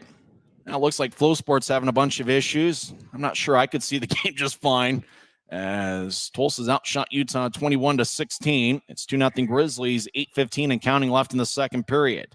As puck is at neutral ice, Berg's out there with Stapley. As Grizzlies are in the attack zone, Stapley gets dragged down along the near wing boards. We play on. Now the puck squirts to neutral ice. Grizzlies will chase back after it in their own end. Utah skating from right to left in the second period. As Grizzlies outlet it to the Oilers zone, and puck goes deep in the Oilers end as Alexander feathers it to the far side. Oilers 2-on-2 cross center. They'll drag it in. Actually, it was 2-on-3 as Grizzlies had 3 back. Right side, shot by Dougal Legrom. Might have bounced off his own teammate. Komu gets blasted by Stapley as the puck squirts out to center ice. As Tulsa backhands it to Legrom, right wing, as they couldn't get towards Gendanov, as Grizzlies back in their own end. As they're over in the far corner, 7:23 and counting left in the second as the Oilers chipping out to center ice. And the puck goes back to Utah on their own end as Wickers will toss it off the near boards to Penner. Penner gets towards center ice. He gets cut off, and the puck goes back into the Grizzlies zone deep as Cranley gets off the end boards. They'll toss it to Wickers. As Wickers over to the left wing for Mayhew across the center ice. Mayhew ahead, bounced off a Penner's stick as the puck curls into the Oilers zone. Around the Oilers net, they get it up top. And now we get a whistle. And something must have happened away from the play. Looks like a Grizzly player is limping a little bit. 6:57 left in the second. It's kind of weird. Everybody's talking about Flow Sports issues. I don't know. I can see the game just fine, but I'm not really sure. But Grizzlies have played pretty well here in the second period. You know, Tulsa did outshoot Utah 16-10 in the first period. But the second period looks like it's been all Grizzlies. So it looks like there's a penalty of some sort. The Grizzlies were in their own end. Maybe it was delay of game. I don't know. Penner's arguing the call pretty well, but it looks like Penner's going to the box. Penner can't believe it, but Tulsa's going to be on the man advantage. There's 6:57 left in the second. As faceoff is going to be in the Grizzlies zone. Maybe the puck exited play and Penner got a delay of game penalty. Not really sure. We'll check to see once the ECHL app updates the box score as to what Penner got. So it's going to be a power play for Tulsa. It's Josh Wesley talking things over with Kyle Mayhew. I think I saw Mick Messner over there as well. As Penner didn't agree with the call, but he's in the box right now. Utah leads 2-0, 6:57 left in the second period. Draw won by the Oilers. They get it up top. Now to Hilderman on the right side. He'll feather it back to the high slot. Now back to the right for Krenkovic. Over to Hilderman. High slot. He'll get it to the far side. Now back to Hilderman. He'll fire a shot, and it's blocked in front of Cranley. Wesley will move it to Adam Berg. Berg with speed, crosses center ice. Now he steps over the line, 2-on-2. Skates towards the far side. Backhand shot goes wide. Berg chases after it as the Oilers try to skate over the line. Mayhew delivered a big-time hit at the blue line as he hit Michael Farron. Now turnover slot. Lefty shot. Saved by Cranley. Boy, the turnover ended up with Tulsa with a wide-open look about halfway from the blue line to the goal line. And Cranley just smothered the lefty shot as he made a quick glove save. 6:23 is left in the second. It's 2-0 Grizzlies as Tulsa has outshot Utah 22-16. Oilers on the power play. Let's see. Tyler Penner got an interference minor, 13:03 into the second. So that's why Penner's in the box. He got 2 minutes for interference. Grizzlies win the draw. They made a line change between whistles. Wickers over to Teixeira as he'll slice it all the way towards Alexander, who gathers it in front of the crease, and he'll keep play alive as the Oilers skate from left to right. They'll chip it to neutral ice near side as the Oilers enter the zone. Butcher right side slap shot saved by Cranley. Now the puck towards the end boards. Wickers Holds up with another Grizzly. Burke skates over there as they're battling behind Cranley's net. He looks over his left shoulder. Tulsa skates towards the far side. Now they center it. Shot saved by Cranley as Sheriff was able to find Butcher out in front. Now the Oilers, right side, couldn't keep it in. It goes back into the Tulsa blue line as Tulsa slice it ahead. Oilers regain the line. Yevdokimov over to Sheriff, who skates towards the far corner slowly. He'll tap it back up top, left wing. Now they get it across right side. Yevdokimov with a shot and his stick breaks as he was looking for a one-timer. Puck exits the zone.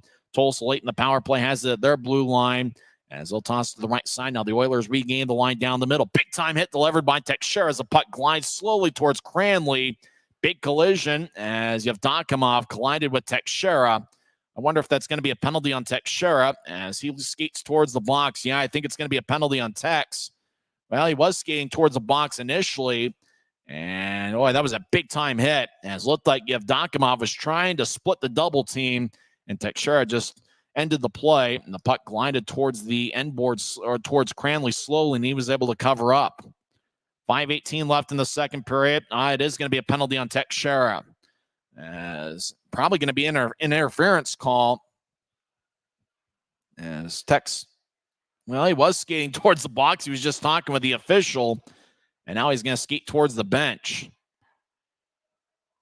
But it looks like another Grizzly, Quinn Wickers. They're going to call the penalty on Wickers. He was nearby Teixeira, but Wickers can't believe it. But he's going to the box. I think for a second, Teixeira thought the penalty was on him. So the Oilers have a 5-on-3 power play as Tulsa trails 2-0. The Oilers win the draw. They get to Hilderman on the right side, back towards the near goal line. Krankovic over to the far side as the Oilers left side shot saved by Cranley. He holds on with 5:08 left in the second. The shooter was off the screen. We couldn't tell who it was, but Cranley's been a brick wall here so far. Messner will take the drives out there with Wesley and Mayhew as Utah leads 2-0 on second period goals from Nathan Burke and Brett Stapley. Messner will take the draw against Matsushima. As the Oilers win the faceoff, Michael Farron gets it up top. Kyler Wall over to the right side. Krankovic back towards Hilderman. One-timer goes wide. As the puck trickles towards the left side, Oilers get it back to the high slot. Hilderman shot and a score. As Jared Hilderman sliced the blast past Will Cranley glove side as he gets his third of the year. It's a 5-on-3 power play goal with 4:53 left in the second. It's now a 2-1 game. I think Penner had come out of the box before Hilderman scored, so it would be a 5-on-4 power play goal, which is certainly big because that means that the Grizzlies can return to 5-on-5 skating as Hilderman, just fired it past Cranley. Hilderman was wide open and he didn't miss. I believe it's a 5-on-4 power play goal, which means we're back to 5-on-5 skating with 4:53 left in the second. As they show the replay, Hilderman was able to get everything on it. It looked like it bounced off. I see what happens. They show a slow motion replay, bounced off of Mayhew and flew past Cranley. So tough break for the Grizzlies. As the Oilers win the draw, they get it back up top. I think we're skating 5-on-5. Left wing shot is blocked by Wickers, as Wickers was the one serving the second penalty for the Grizzlies. So we are skating 5-on-5. Right side, Legron shot is blocked by Berg. As Grizzlies towards the far side, we'll get the skipping puck as Stapley will backhand it ahead. It goes to Berg, who enters the zone and flips to the far corner and chases after it. Berg trying to get to Teixeira. Tulsa took it away. 4:20 and counting left in the second as the puck is lofted to center ice. Oilers chase after it in the Grizzlies zone as Komu gets hit by Mayhew. Teixeira far side loses it as Folk tried to get towards Gandanavi, couldn't reach it, and puck goes back to Utah. Stapley crosses center, 3-on-4. Stapley steps over the line but loses the puck as Legron near side surveys. Now we'll get to the right side center ice as Utah's Adam Berg gets a stick in the way. Cutler throws it in, but the puck stays at neutral ice, actually. Tulsa skates towards the left circle, and they get around Cranley and couldn't get a shot off as Cutler moves to Stapley, who tosses near side, center ice. Grizzlies throw it in. Alexander gets it towards Boudreau. 3:35 and counting left in the second. Utah leads 2-1. Grizzlies get it to center ice, right side. They'll throw it in. Tulsa spreads the ice. Diagonal pass connects to Butcher. He's at neutral ice. He'll move it ahead as the Oilers skate into the zone. Dante Sheriff left side. Backhand shot saved by Cranley. Wesley flips it out of play. And I think that's going to be delay of game as the puck bounced off of Cranley and then pucking it up about waist high. And Wesley flipped it out of play. So I think it's going to be delay of game. 3:17 left in the second period. There's a timeout. Jared Hilderman scored a 5-on-4 power play goal, 15:07. And with Kyler Wall and Kyle Krenkovic getting the assists. We're back in 30 seconds with Utah leading 2-1 on the Grizzlies Hockey Network. From commercial to recreational truck accessories, Mountain Land Truck Outfitters has got what you need. Flatbeds, spray and bed liners, lifts and leveling kits, wheels and tires. Mountain Land Truck Outfitters proudly uses a brand you know and trust. And with our experienced, knowledgeable, and friendly staff, your visit here will be informative and enjoyable. Stop into our convenient location in Provo at 265 South 100 West or call 801-225-4637 to get a quote for your fleet or individual truck. When you pay with the Nitro card at Maverick, you always save 10 cents or more on fuel every gallon, every day. And you could save a whole lot more thanks to Nitro Best Price. Pick up a Nitro card and upgrade your Adventure Club account today. Josh Wesley gets 2 minutes for a delay of game as he gave a fan a souvenir from his own zone. 16:43 into the second. It's the Grizzlies 2 and the Oilers 1 as Tulsa did score on the power play at 15:07 into the second. Oilers win the draw. They get it towards Hilderman on the right side. Hilderman has a goal tonight over to Krenkovic, who centers it. It bounced off a wicker stick, and it flies towards the far wing boards. As the Oilers get it up top to Krenkovic, he'll drop it for Hilderman. Right side shot goes wide as he went stick side on Cranley and missed the net. Messner will clear it out. Less than 3 minutes left in the second period. As the Oilers near side have the puck, they skate from left to right as Hilderman will move it to the left side. Tulsa crosses center ice. Now they step over the line and skate towards the right point. Oilers get pushed by Burke, and it goes out to center ice. Hilderman has the puck as he's back in Oilers territory. Neutral ice near side as Hilderman will get to center ice, and they'll wrap it around the boards as Cranley will look nearby. Oilers over the line. Hilderman gets to the left side as Tulsa sets up their power play attack. Now right wing over to Farron. Righty shot, and it's bounced off of Cranley's glove, and it goes towards the near corner. As Krenkovic over there battling, Farron in the area as it goes to the high slot. Utah pushes Tulsa out of the zone. Oilers will re-enter down the middle. Farron steps over the line over to Krenkovic. He fires to his left as the Oilers, Matsushima back towards Krenkovic. He couldn't handle it. Off the near boards, Grizzlies get it and slice it out. Less than 2 minutes left in the second period. Still 2-1 Grizzlies. As Tulsa back deep in their own zone, Jared Hilderman will start the attack. So he'll feather it to the far side. Pass connects. Oilers cross center ice. Costantini enters. He stops in the left point. He'll drop it off as Doogie Legrone gets to the far corner. Now back to Legrone. Doogie over on the far side. Gets it from Dante Sheriff. High slot. Righty shot. Kick saved by Cranley. Rebound goes towards the near boards. As Tulsa will flip it up top. 1:25 left in the second. As Legrone throws to Sheriff. Sheriff will toss it towards the end boards. As the Oilers skate around Cranley's net. Now it's a Butcher on the right side. He'll take a righty shot, and it's blocked by Wickers. As the Oilers will tap it off the near boards. Butcher gets to the near goal line. Tulsa skates in. Shot by Yevdokimov. Cranley makes a save. As Aragon along the end boards, we'll move it to the near side for Burke. Nathan Burke throws it off an Oiler, keeps it in. And now Burke gets it back, and he'll chip it off the near glass. As Tulsa back at their blue line, we'll move it ahead. Less than a minute left in the second period. So Oilers slice it ahead. Wickers takes it away. And Steepley gets hit along the far boards. Puck goes to Utah. We're skating 5-on-5 as Semick at center ice will wrap it around the wall. Raby chases after it in the far corner, but it goes back to Costantini near side. As he'll move it to neutral ice. Pass doesn't connect. Bouncing puck left circle. Oilers shot saved by Cranley as the shot was taken by Yevdokimov, who's been active tonight wearing number 86. Yevdokimov gets double teamed in the far corner. Puck goes back up top. It's Utah that has it as Stapley carries to neutral ice. So saucer to head. Raby chases after it. He gets spun around by Hilderman. Raby will kick it from one corner to the other as Cutler skates around Tulsa's net to the far side. He looked for Stapley. Tulsa got a stick in the way, but it goes to Raby. Now Cutler will lift it off the near boards. 5 seconds left in the period. Mayhew over to Cutler. One-timer is blocked away. Now Grizzlies shot kick saved by Alexander. Backhand shot saved by Alexander again. And time runs out on the Grizzlies, who fired an onslaught onto Alexander. They just couldn't quite close the door and get that insurance goal as Alexander, using his 6'6" frame, was able to make a kick save and be big out in front of the net. So Grizzlies had some good looks there in the final 10 seconds of the second period, but just couldn't find a way to extend the lead. The game was scoreless after one period. Nathan Burke was the Optum first goal of the game scorer. He tallied Utah's first goal 25 seconds into the second period. Brett Stapley made it 2-0 as he scored 4:34 in. Jared Hilderman scored 15:07 into the second period as Utah leads 2-1 after 40 minutes of play. We'll come back and recap the first two periods, and we'll also go over some scores from around the world of sports. Once again, after two periods, it's Utah Grizzlies 2 and the Tulsa Oilers 0. When you pay with the Nitro card at Maverick, you always save 10 cents or more on fuel every gallon, every day. And you could save a whole lot more thanks to Nitro Best Price. Pick up a Nitro card and upgrade your Adventure Club account today. This isn't just copper. It's our job. It's food on our family's tables. Without it, we couldn't stay in touch.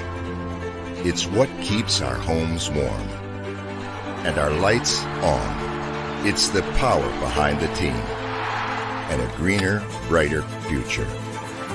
This isn't just copper. It's a proud Utah and a strong America. Smith's always gives you more ways to save on top of our lower than low prices. And when you download the Smith's app, you can enjoy over $500 in savings every week with digital coupons and earn fuel points to save up to $1 per gallon at the pump. With a Boost membership, you'll save even more with double fuel points and free delivery.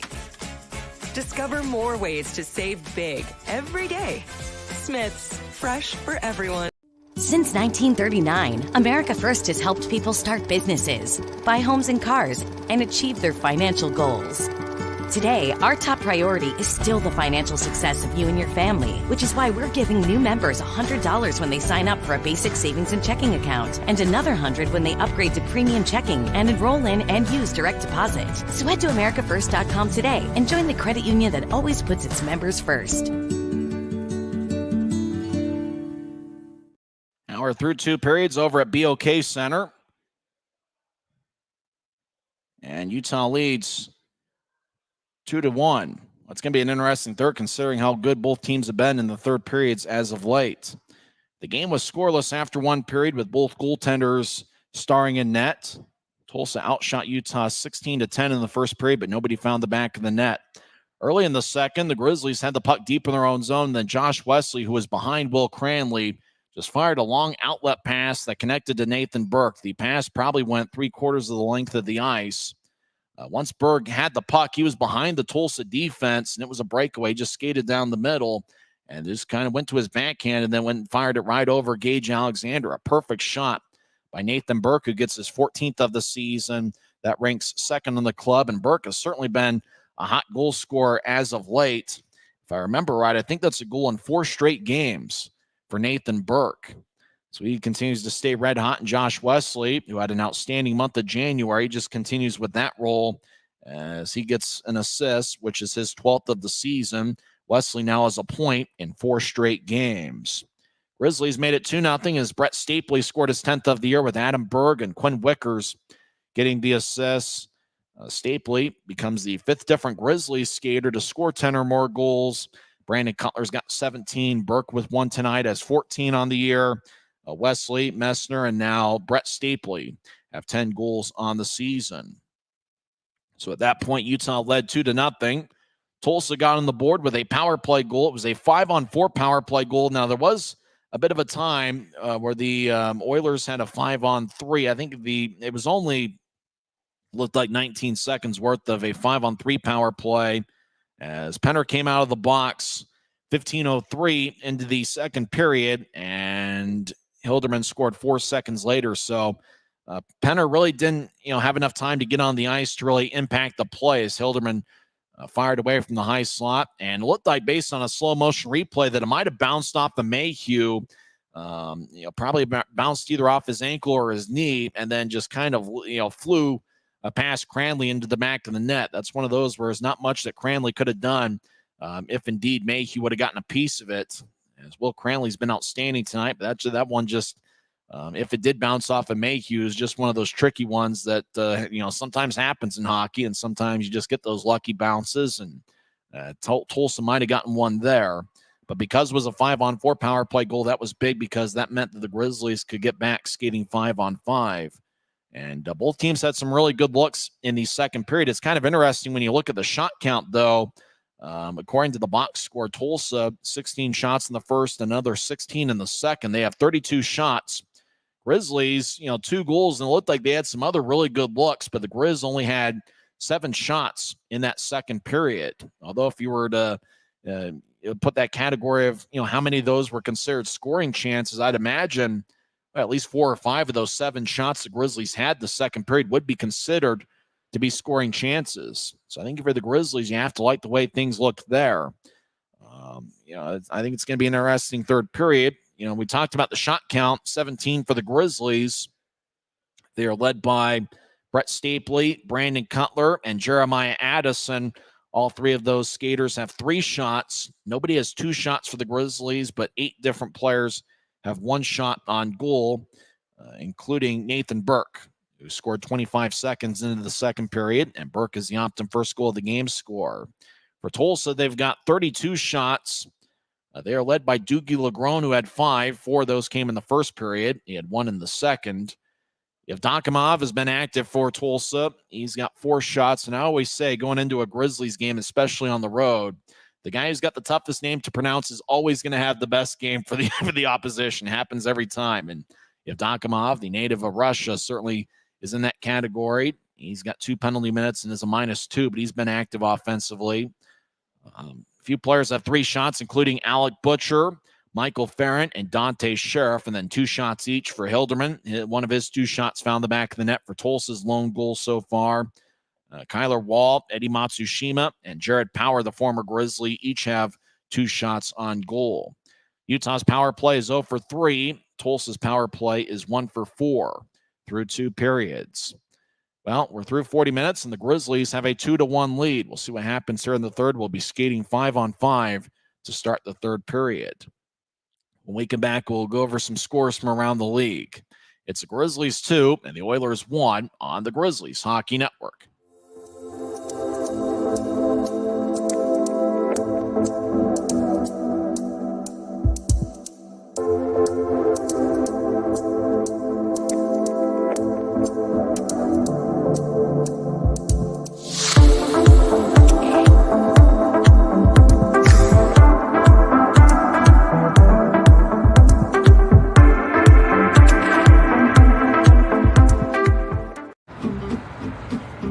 Schwab tires. I'm a confident backseat driver, but Mom's a little stressed about spending. Remember, breathe in. Now watch your speed and breathe out. Good. Even though we're watching our wallets, Les Schwab is still watching out for our safety. So turn here. Help keep drivers and backseat drivers safe with Les Schwab tires. From commercial to recreational truck accessories, Mountain Land Truck Outfitters has got what you need. Flatbeds, spray and bed liners, lifts and leveling kits, wheels and tires. Mountain Land Truck Outfitters proudly uses a brand you know and trust. And with our experienced, knowledgeable, and friendly staff, your visit here will be informative and enjoyable. Stop into our convenient location in Provo at 265 South 100 West or call 801-225-4637 to get a quote for your fleet or individual truck. Smith's always gives you more ways to save on top of our lower than low prices. And when you download the Smith's app, you can enjoy over $500 in savings every week with digital coupons and earn fuel points to save up to $1 per gallon at the pump. With a Boost membership, you'll save even more with double fuel points and free delivery. Discover more ways to save big every day. Smith's, fresh for everyone. It's the Grizzlies 2 and the Oilers 1. Second intermission. Let's go over some other scores from around the league. And it doesn't look like the scoreboard watching is going to do the Grizzlies much favor, as right now they're tied for 5th place in the Mountain Division with Rapid City. Last we checked, Rapid City had a 4-0 lead over the Maine Mariners. And it looks like that game is close to going final. Rapid City leads Maine 5-0. So it looks like the Rush losing streak comes to an end. They had lost 5 in a row, including 3 straight here at Maverick Center last week, as the Grizzlies did get a 3-game sweep as they played some of the best hockey they've had all year. But Rapid City responds tonight. They defeat Maine 5-0. Late third period, Wheeling leads Orlando 4-3 in what looks to be a thriller over at West Banco Arena. Other games that have gone final. Greenville defeats South Carolina 3-2. Worcester over Trois-Rivières 6-2. It's also a final as Iowa defeats Kalamazoo 2-1. Jacksonville defeats Atlanta 7-2. In overtime, Adirondack gets a 4-3 win over the Reading Royals. Reading earlier today claimed former Grizzly forward Brian Bowen off the waivers. Indy over Newfoundland 5-3. Other games are in progress right now. Norfolk leads Toledo 3-2. Remember, the Admirals had a 3-0 lead, and Toledo has responded with 2 unanswered. That game with 1 minute left in regulation. So that's certainly a thriller over there. Late third period, Savannah leads Florida 2-1. After 2 periods, Cincinnati and Fort Wayne are tied at 1. Also after 2 periods, Kansas City and Wichita are tied at 2. It's an interesting 3-game series there where Friday and Sunday are played in Wichita. Saturday is going to be in Kansas City. Tonight is in Wichita, and they got a barn burner over at Intrust Bank Arena as Kansas City and Wichita are tied at 2. And after 1 period over at Idaho Central Arena, Allen and Idaho are tied at 1. Idaho's goal was scored 4:52 into the first by Nick Canati. Allen responded with a tying goal scored by former Grizzly Johnny Walker, who gets his 4th of the season. So right now, after 1 period, Idaho and Allen are tied at 1. When we come back, we'll talk some hockey, and then we'll have third period action. As right now, Utah leads Tulsa 2-1. As the Grizzlies got second period goals from Nathan Burke and Brett Stapley. Tulsa got a power play goal late in the second period by Jared Hilderman, who got his 3rd of the year. This is the Grizzlies Hockey Network. Thanks to Les Schwab Tires, I'm a confident backseat driver, but Mom's a little stressed about spending. Remember, breathe in. Now watch your speed and breathe out. Good. Even though we're watching our wallets, Les Schwab is still watching out for our safety. So it's right here. Help keep drivers and backseat drivers safe with Les Schwab Tires.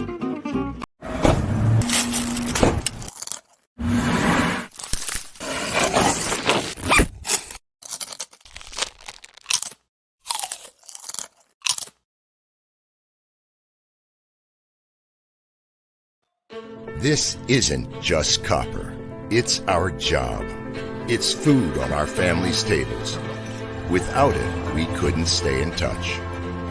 It's what keeps our homes warm and our lights on. It's the power behind the team and a greener, brighter future.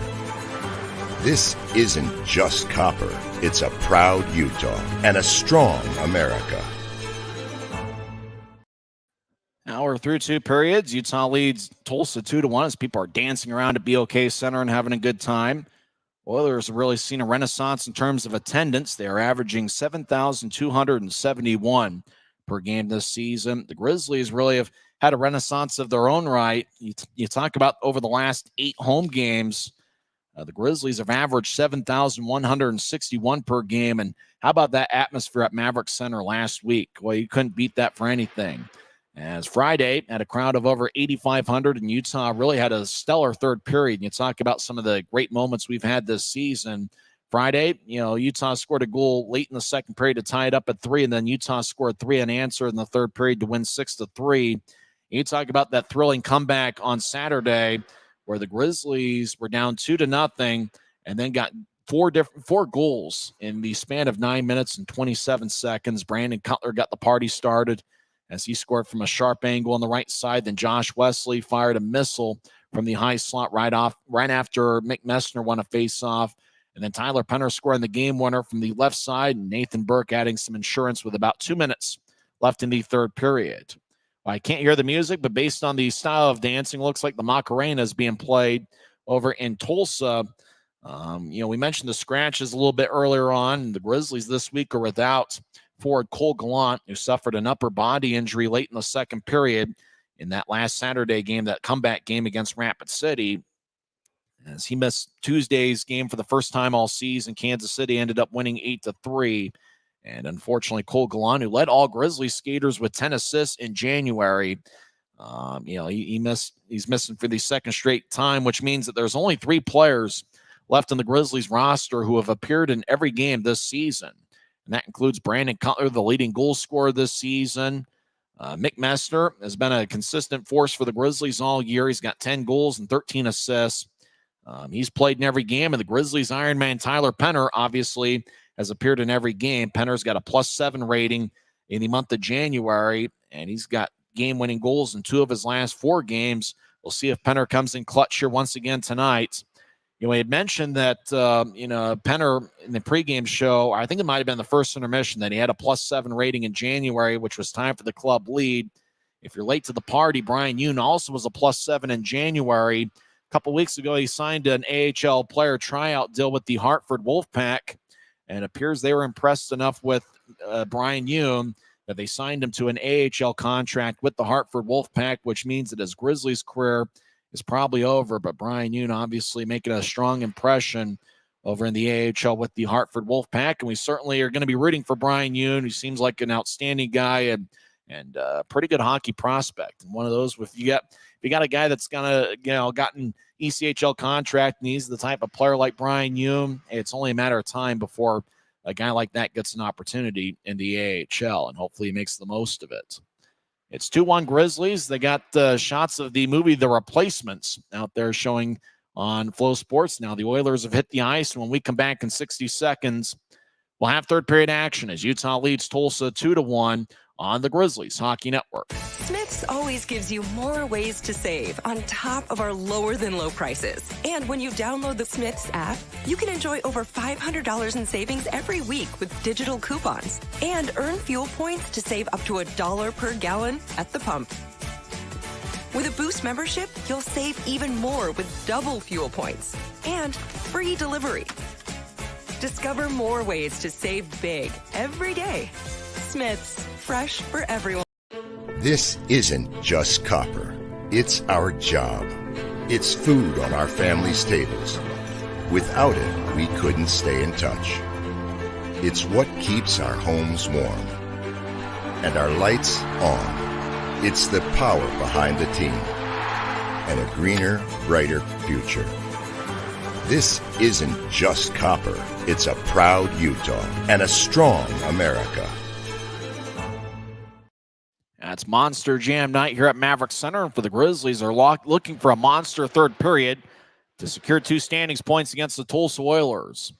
It's a matchup of teams that have done a pretty good job in the third periods. For the Oilers, they are outscoring opponents 46-39 in the third periods. That's their best frame throughout the season. For the Grizzlies, over their last 5 games, Utah has outscored opponents 9-2 in the third period. Utah is dead even in the goal category in the third periods this season. They have scored 45 goals in the third, and they've allowed 45. There's the Tulsa mascot in a constant frown as he's going to ring the bell there to start third period action. That guy looks like he's never smiling, never looks like he's happy. It is a hardworking dude, that Tulsa Oilers mascot. Frisbee's a hardworking guy as well. Hopefully he has a little bit better luck in the month of February. He burned his own flag last week, and he also tripped on the ice a couple times as well. As 20 minutes are put on the scoreboard clock over on Flow Sports. That's where we're watching the game. Same feed I think the viewer at home is watching. Tulsa wins the draw. They skate from right to left in the third period as they move it ahead, and it bounced off the Yevdokimov's stick. This goes deep into the Grizzlies zone far side. Tulsa tried to feather it down the middle. It's poked away by Wesley's. The Grizzlies will slice it to center ice. Utah has the puck 2-on-3. Burke enters the zone. He gets chipped away by Wall, and Burke gets blasted by Wall along the near corner. As Dante Sheriff will carry it out to center ice. He'll fire it to the far corner. Sheriff gets hit by Wesley and gets divorced in the puck. Mayhew in the area. He'll toss it up top. Tulsa, right wing shot goes wide. I think they got called for offside as the puck exited the zone. As whistle blows, 19:26 left in the third. It's a big shot edge by Tulsa, 32-17, but the Grizzlies look like they've been pretty good at getting a good quality if not necessarily a good quantity, as it feels like a lot of the 17 shots Utah's taken have been quality looks. Stapley will take the draw against Eddie Matsushima. 34 seconds into the third period. Puck is dropped as Matsushima loses a stick as Grizzlies get it. Cutler will backhand it in. Tulsa will slice it off the screen. Grizzlies somehow kept it in left side. Stapley will lift it across. It skips towards Cutler along the near wall. Cutler battles with Krankovic and Matsushima as the puck goes up top. As Tekshira keeps it in. Right wing, lefty shot goes wide as Burke gets it far side. Make that Adam Berg. He's out there with Stapley and Cutler. As Berg gets to Stapley, he'll chip it up top. As Wickers over to Cutler left side.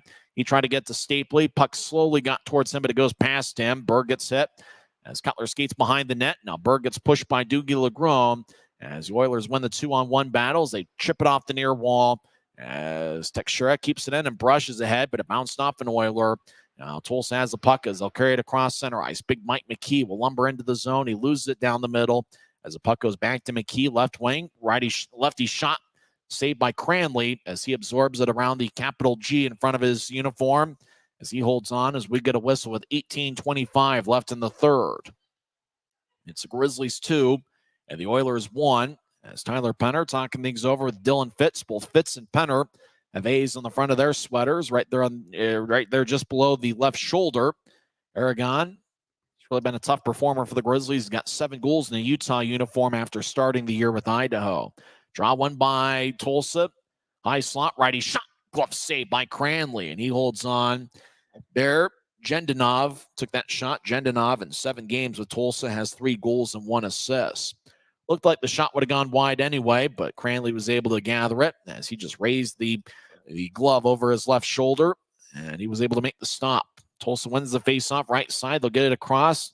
And now the Oilers center it. Shot, save, rebound, shot, and a score. Carson Focus tied it up with 18:11 left in the third. As the Oilers dance around, the spotlight is on Carson Focus. He high-fives everybody on the Oilers side. As Focus centered it, I think he centered it to Dallas Comu. Comu took the shot, and they show it in slow motion. It kicked off of Cranley. And it kicked off his right pad right to Carson Folk left side. Cranley dove towards the net to try to get a piece of it, but Carson Folk put it away. 18:11's left in the third, and we're tied at 2. Carson Folk got his 6th of the season. Dallas Comu picked up his 5th assist, and this is his 15th game. Oilers cross center ice. They'll throw it in. Grizzlies back deep in their own end. Skate around Cranley's net. They get to Cutler near side. He'll move it ahead to Dean Yakura. Yakura, the 38-year-old, crosses center ice. Now he skates into the zone right side. Yakura fires a shot saved by Alexander as Yakura was along the near wing. Kind of a sharp angle and fired it right into Cranley's chest, and he was able to absorb it. 17:50s left in the third. Draws giving the Oilers zone. We'll see if the Grizzlies can find a way to take a lead here. Looked like Anthony Costantini also got an assist, as well as Dallas Comu on the Carson Folk goal that was scored 1:49 into the third. Yakura will take the draw. He's out there with Raby and Cutler. As Yakura anxious for the linesman to drop the puck. Yakura, 14th year pro. Now Tulsa's kicked out of the circle. And that's Eddie Matsushima, who couldn't believe it. Now taking the draw is Tyler Polson, the former Rapid City Rush forward. He crouches down. Draws in the near circle of the Oilers zone. And it's won by Yakura cleanly. It goes up top towards Wesley. Back to Cutler, who skates along the near goal line. Now Cutler around the net. As he's now on the far side, he gets pushed by Kyler Wall. Cutler feeds it out in front. It bounced off a Tulsa stick back to Cutler, who gets pushed down along the far circle. Tulsa moves it ahead. Grizzlies cut it off left wing. They'll chip it to the near corner as the Oilers move it out to center ice. It goes past Jared Power as the puck's at the Utah blue line. Wesley advances it, but it's taken away by Jared Hilderman, who has the puck in the near side. Hilderman will move it ahead, and the long-range pass doesn't connect as Mayhew gets pushed by Matsushima as they have a rough ride towards the near corner of the Grizzlies zone. Puck back along the far wing. Grizzlies trying to chip it out. Nathan Burke in the area as the puck goes to Wesley. He'll slice a right wing pass to Raby, who steps over the line. Raby gets double teamed, and he gets pushed along the glass as the puck goes deep in the Oilers zone, but it's taken by Costantini, who feeds it to the far side. Now ahead to Sheriff, who crosses center. 2-on-3 enters the zone. Sheriff gets around Wickers. As Sheriff keeps the puck, he'll feed it up top. Now across to Matsushima, left side. Lefty shot goes wide as he was looking for a redirection by Yevdokimov. As Sheriff pushes Burke, puck goes in the high slot. Grizzlies get it. As Yevdokimov on the side check, puck goes back to the far side. As Utah will slice it between Brady's legs towards Messner. Steps over the line. He stops in the near point. Fires a shot that goes wide as he went glove side on Alexander. Tulsa will skip it out to center ice. Grizzlies take it back.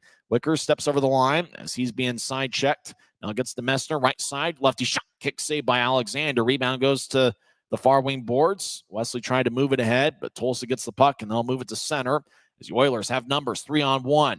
Tulsa right side. The toe drag. Shot. Great back check by Addison. Well, best play he's made tonight in his Grizzlies debut as he got back defensively and stopped the 3-on-1. Grizzlies lifted out to center. It's gloved and dropped by Tulsa's Mike McKee will move it ahead. Left wing, righty shot. Goes over Cranley's head. The shot was taken by Michael Farron. As the puck near the Grizzlies bench, Utah crosses center. Stapley drops off as the Grizzlies enter. Adam Berg stops along the near boards as he gets spun around. Now Stapley joins the play, gets pushed by McKee. Utah gets up top to Mayhew, chips it towards his right as the puck skips towards the near corner. As Stapley over there gets the puck. Berg in the area as Berg gets spun around. Now Cutler right side gets pushed by Krankovic, who loses his stick. Now left side, Grizzlies center to Stapley. It tapped off his stick and goes wide. His near side, Mayhew gets pushed. Stapley along the wall. Burke's over there as well. About 5 minutes into the third period as Tulsa will lift it out. Wesley gets at the Utah blue line. He'll bounce it off the near boards, looking for Stapley as the puck squirts towards Alexander. He cuts it off and gets it to Doogie Legron. 5 minutes into the third period, we're tied at 2. Tulsa has outshot Utah 36-20. Oilers moving out to center ice. It goes past Penner. And Utah back in their own end. Quinn Wickers will toss it ahead. It goes past Fitz. Deep into the Oilers zone. No icing as Doogie Legron will slice it along the far wing. Now high slot. Tech Sharp with a shot. Saved by Alexander. Puck still alive. Utah feathers out in front to Aragon, but it's cut off by Alexander as he holds on in the crease with 14:34 left in the third. It's the Grizzlies 2 and the Oilers 2. We're back in 15 seconds after this word from Maverick. Maverick's new bean-to-cup machines always deliver a freshly ground cup of coffee on demand, so you can enjoy any of our premium roasts at their best, day or night, hot or iced. Enjoy a fresh cup today. The Iron Man, Tyler Penner, will take the drive, wins it, Fits with a shot that's blocked, and the puck goes out to neutralize. The puck wobbles on its side. It goes to Teixeira, who moves the blue line to blue line pass. It doesn't connect. It goes back to Wickers in the Grizzlies zone. Utah head to Penner across the center ice. Left wing pass towards Aragon, who steps over the line. He tried to get it back towards Fitz, and Tulsa did a good job protecting their line. As looked like the puck exited and then re-entered the zone. Offside of the Grizzlies with 14:18 left in the third. It's anybody's hockey game. The Grizzlies scored the first 2 goals of the night. Nathan Burke and Brett Stapley early in the second period.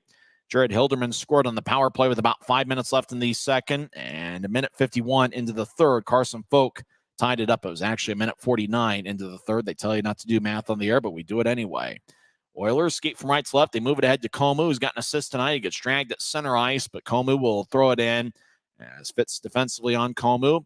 Behind Utah's net, Grizzlies skate towards the far side. They'll drop it off for Aragon, who diagonals it towards Fitz, but the pass goes wide to Tulsa. The Oilers step over the line as Jendanov gets pushed. Puck lifts in the air at the point. Bounce over to Fitz, who gets to Aragon. As the puck goes back towards Wickers, who tried to chip it to Aragon. It's taken away by Tulsa. They re-enter skating down the middle. Folk gets to the right side, gets around Fitz. Folk now around Utah's net, chips it out in front. Shot. And rolls to Cranley. Grizzlies do a good job making sure Tulsa couldn't get a full shot off. Good defensive play by Keone Teixeira as Cranley holds on. 13:32 left in the third. We're tied at 2 on the Grizzlies Hockey Network. Since 1939, America First has helped people start businesses, buy homes and cars, and achieve their financial goals.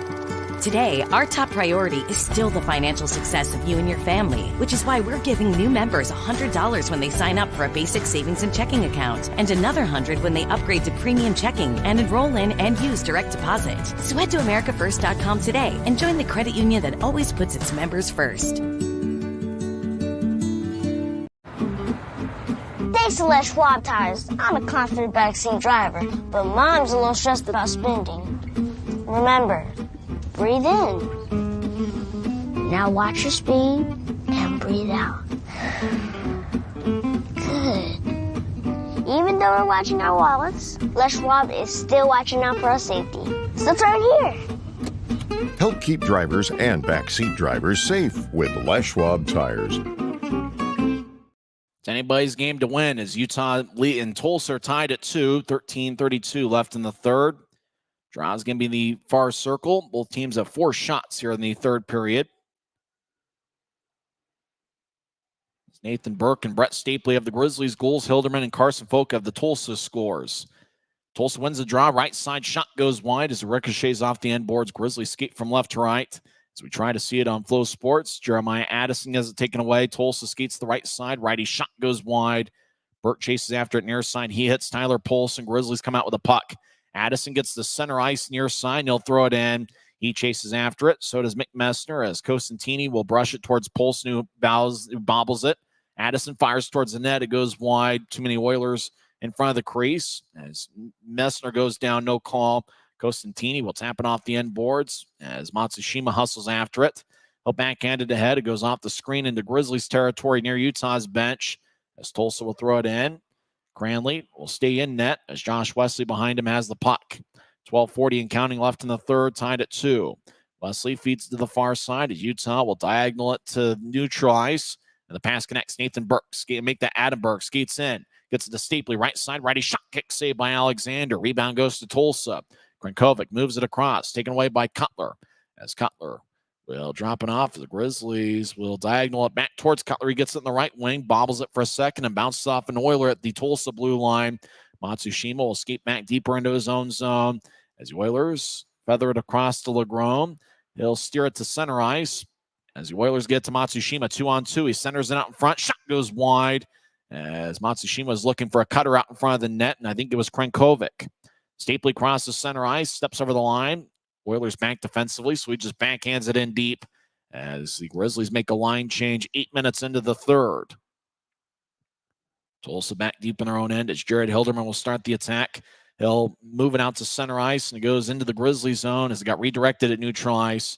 Grizzlies with it. They skate around Cranley's net towards the near side as Wesley will brush it ahead. Grizzlies step over the line. Fitz gets it poked away. Wesley will fire it back in. Delayed offside as the Oilers have the puck. As they'll chip it to their left. Oilers cross center ice as Tulsa Carson Folk gets around Fitz. Left side. Lefty shot is blocked away by Wesley. And it goes out of play. 11:18 left in the third. We're still tied at 2.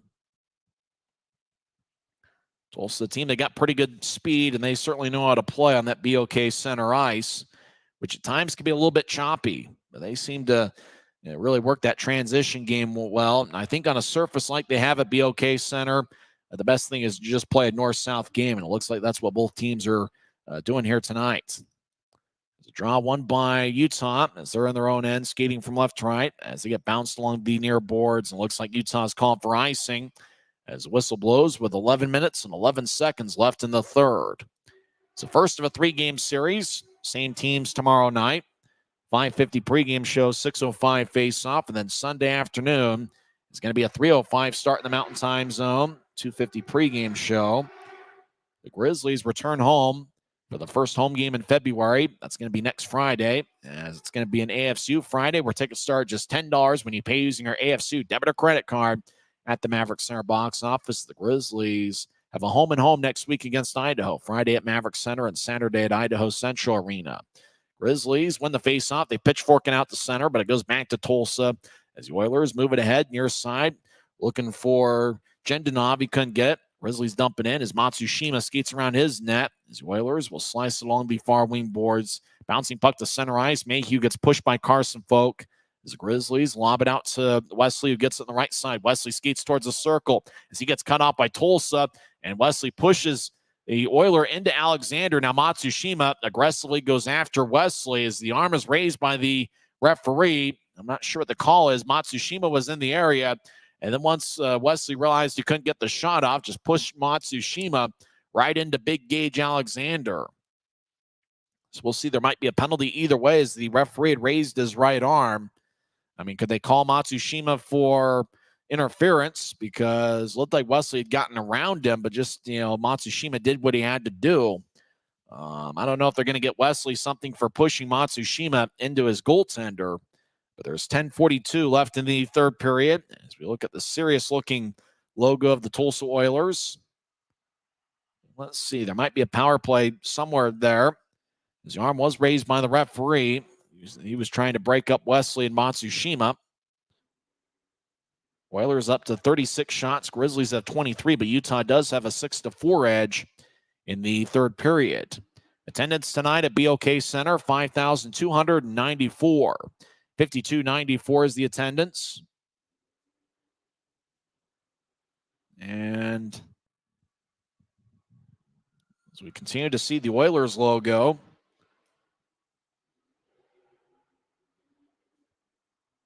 still haven't posted anything on the, and now they're looking, now we see the ice again. As Josh Wesley and an Oiler leader is talking things at center ice. Looks like Wesley's going to get a penalty. I'm not sure Wesley understands why, but he's going to take a seat in the box. So Wesley's in the penalty box. I'm not sure if an Oiler is in the box there. As looks like the draw is going to be in the Oilers zone. It looks like we're going to skate 4-on-4 for 2 minutes. Just kind of counting bodies right now. Looks like 4 is on the ice for Tulsa and 4 for Utah. As the draw is going to be in the Oilers zone. So we're going to skate 4-on-4. Wesley's in the box for Utah. We're not sure is in there for Tulsa. As Stapley will take the draw. He wins it. Tekshera in the high slot. Grizzlies in the attack zone as Cutler. Right side drops it off for Stapley. We're tied at 2. Right side shot is blocked away and it flies out of play. Interestingly enough, it's not Eddie Matsushima who is battling with Wesley as he's on the ice right now. As 10:33 is left in the third. The faceoff's going to be in the near circle once again. Cutler's out there with Stapley, Wesley, and Mayhew. Matsushima will take the draw for Tulsa. It's a critical sequence here in the third period. And obviously skating 4-on-4, the ice opens up a little bit more, which could lead to the leading goal for either side. Grizzlies win it. Tekshera over towards Cutler, who skates towards the near corner as he gets the puck back as he's being shadowed by Mike McKee. Cutler skates towards his left. McKee shadows him. Now Cutler exits the zone on his own as he's back at neutral ice. Now he's back in Grizzlies territory as Cutler will move it ahead. As Stapley gets bounced by Matsushima. Puck goes to Dougie Legron. Now Tulsa's going to back it out deep in their own end and slow things down. McKee over to Legron on the far side halfway through the third period, tied at 2. Legron races into the zone, 3-on-2. He gets to Michael Farron. He's in the far corner. Farron being shadowed by Wickers. As now Farron skates towards the right side. He stops the point, skates towards the corner. Farron near side, now around Utah's net towards the far side. Farron, right wing, fakes a shot as Wickers on him like a shadow. As now Farron over on the left side. Wickers continues to shadow him as Farron moves it ahead but turns it over. As Messner gets to Cutler, as Grizzlies now slow it down. As Cutler skates down the middle, he crosses center ice. Now he enters the zone with speed. He chips to his right for Messner. Messner stops before he gets to the corner. He feathers it up top. Right side, Messner, or make that Mayhew over to Cutler. Shot, saved by Alexander. Rebound, Alexander holds on. Well, it looked like for a second the Cutler shot from the right wing was bobbled by Alexander, but he was able to gobble it before Messner could get the second chance. 9:18 left in the third period, still skating 4-on-4, but there's a timeout on the ice. We'll take one as well as we're tied at 2 on the Grizzlies Hockey Network. From commercial to recreational truck accessories, Mountain Land Truck Outfitters has got what you need. Flatbeds, spray and bed liners, lifts and leveling kits, wheels and tires. Mountain Land Truck Outfitters proudly uses a brand you know and trust. And with our experienced, knowledgeable, and friendly staff, your visit here will be informative and enjoyable. Stop into our convenient location in Provo at 265 South 100 West or call 801-225-4637 to get a quote for your fleet or individual truck. Mountain Land Truck Out.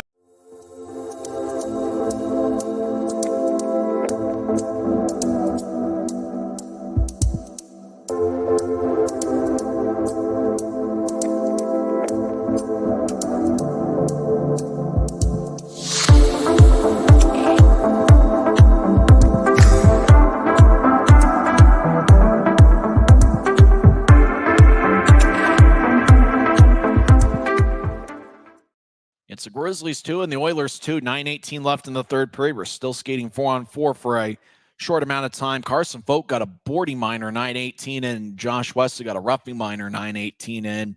And those were the penalties recently. As a draw taken by McMessner, and it's won by Tulsa. The Oilers in the first game of the set. Hilderman skates around his net. He now crosses center ice 2-on-3. Steps over the line, right side, righty shot.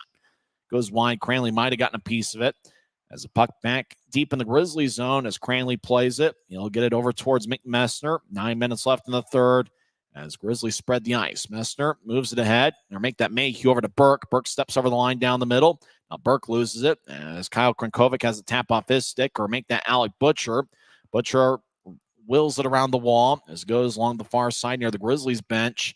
Grizzlies bench to the left of center ice as Mayhew moves it ahead. Nathan Burke, who's got a goal in 4 straight games, stops in the point as he steps over the line. Burke gets pushed by Sheriff as Burke slides it towards the net, and it's cut off by Tulsa as the Oilers will lift it high into the air, bounces it neutral ice, and it goes back to Mayhew at the Grizzlies zone. Mayhew near side will now start the attack.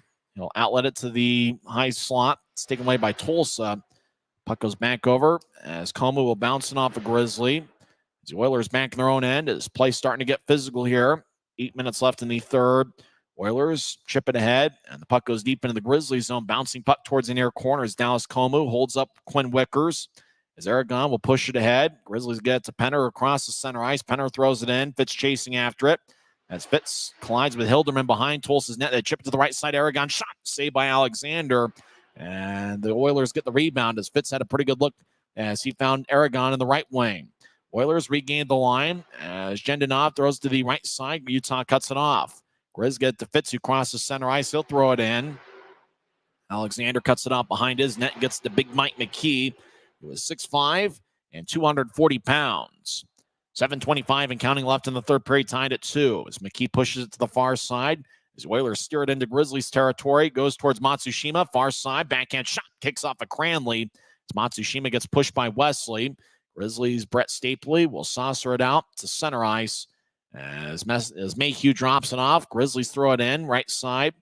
As Utah chases after it. As Mayhew holds up an Oiler. The Tulsa mascot looking nearby. Adam Berg in the area. He gets the puck out of the pile. As Berg feeds to the left side. Grizzlies off the screen trying to get it across. It bounced off the boards to Berg. As Berg to the right side gets pushed by Matsushima, but drops off to the area that he vacated. Now Berg on the right side skates towards the corner. Matsushima pushes him. As Berg kicks it towards Cutler, who gets it back up top to Wesley. Right side shot. Bounces off Alexander's glove. And play is stopped. As Alexander reached up looking for a glove save. It bounced off his glove, and it looks like play had stopped with a quick whistle. 6:36 left in the third, still tied at 2. Draw is going to be in the Oilers. We almost have that feeling that the next goal is going to win. You know, it's going to be one of those nail biters, it feels like, and certainly the third period, once Tulsa got that tying goal, it kind of felt like it's been a pretty evenly played third period.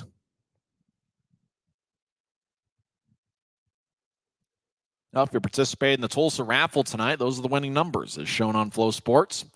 Tulsa wins the draw. They skate around their net. They feed it out to center ice. It's picked off by Utah as Nathan Burke throws it back in. Jeremiah Addison and his Grizzlies debut chasing after it. Addison looks like he's got pretty good speed as Addison throws an Oiler along the far wing boards. Tulsa will slice the diagonal pass off the near wing, and it goes to Teixeira in the Grizzlies zone. He moves it to Wickers. Wickers will carry it across center ice, steps over the red line, and he'll saucer it to the right corner. It skips off the ice as Tulsa gets pushed. Carl Boudreau gets pushed by Messner. Messner gets dragged to the ice by Boudreau. Now Boudreau delivers another hit on Messner, keeps his feet. Now Messner goes down. Oilers come out with the puck as Tulsa skates towards the far side. Now they'll move it ahead to Sheriff, who crosses center ice 2-on-3. Sheriff over the line, looked to center it. It kicked off a stick and flies off the end glass. It stays in play. Oilers left side, Kyler Wall, lefty shot is blocked away by Cutler and kicked by Cranley as the puck skipped towards him on 2 hops of the ice. Cutler gets blasted by Polson, and we get a whistle as Cutler went down. I wonder if they called a penalty on Polson there. As a referee looking at Polson, who's arguing his case, it does look like a power play as Tyler Polson just threw Cutler along the boards. And so that it looks like that was what the penalty was. Tyler Polson on the big hit on Brandon Cutler gets a penalty. So the Grizzlies get a power play with 5:36 left in the third. Time out on the ice. We're tied at 2. We'll find out how this one ends together on the Grizzlies Hockey Network. Smith's always gives you more ways to save on top of our lower than low prices. And when you download the Smith's app, you can enjoy over $500 in savings every week with digital coupons and earn fuel points to save up to $1 per gallon at the pump. With a Boost membership, you'll save even more with double fuel points and free delivery. Discover more ways to save big every day. Smith's, fresh. Maverick's new bean-to-cup machines always deliver a freshly ground cup of coffee on demand, so you can enjoy any of our premium roasts at their best, day or night, hot or iced. Enjoy a fresh cup today. We're tied at 2, 5:36 left in the third. We believe Utah is going to be on a power play as Tyler Polson delivered a big hit on Brandon Cutler, and it was a little bit high, but I don't know if it was high enough for Tulsa to get the penalty, but it was called. Utah's 0 for 3 on the power play. Tulsa is 1 for 4. Utah has outshot Tulsa 8-5 in the third period. Brett Stapley and Brandon Cutler were tied for the club lead with 4 shots each. Draws going to be in the far circle. Smoke him if you got him, as Polson got 2 minutes for interference, 14-24 into the third. As Utah's on the power play, draw one by Utah. Wesley in the far corner. He's got 4 power play goals, tied for the team lead with Brandon Cutler. As an Oiler goes down, Cutler in the area, but it goes to Tulsa. They're jostling for position. It goes to the left side. Grizzlies keep it in. Now they get it to the right side for Stapley. Back to Mayhew, over to Stapley. Stapley in the high slot, over to the left side. Shot saved by Alexander as Wesley fired a one-timer. Puck bounced back to Stapley, who gets to Mayhew. Over to Stapley, who plays catch with Mayhew. Mayhew on the left side, over to the right for Cutler. Cutler dances around on the right point. He'll skeet towards his left. Cutler will drop it off to the right side for Mayhew. He skates towards the circle. He fires out in front. It gets kicked by a Tulsa skate. Wesley gathers it and gets it up top. Stapley over to Cutler. One-timer, and it goes high. As it might have bounced off Alexander's shoulder. Matsushima gets the puck. He crosses center ice. He loses his balance as Stapley cut in front of him. Matsushima gets back to his feet and backhands it deep in the Grizzlies zone. 4:34 and counting left in the third as Kyle Mayhew skates down the middle. Mayhew, the all-star representative, loses his balance but keeps his feet. Drops it off for Cutler over to Stapley, who steps over the line right side. Stapley pushes it across. The puck rolls along the boards, goes past Wesley. Cutler has a glance off his stick. Cutler gets it at center ice. And he'll backhand it across to Stapley, who's on the Grizzlies side of center ice.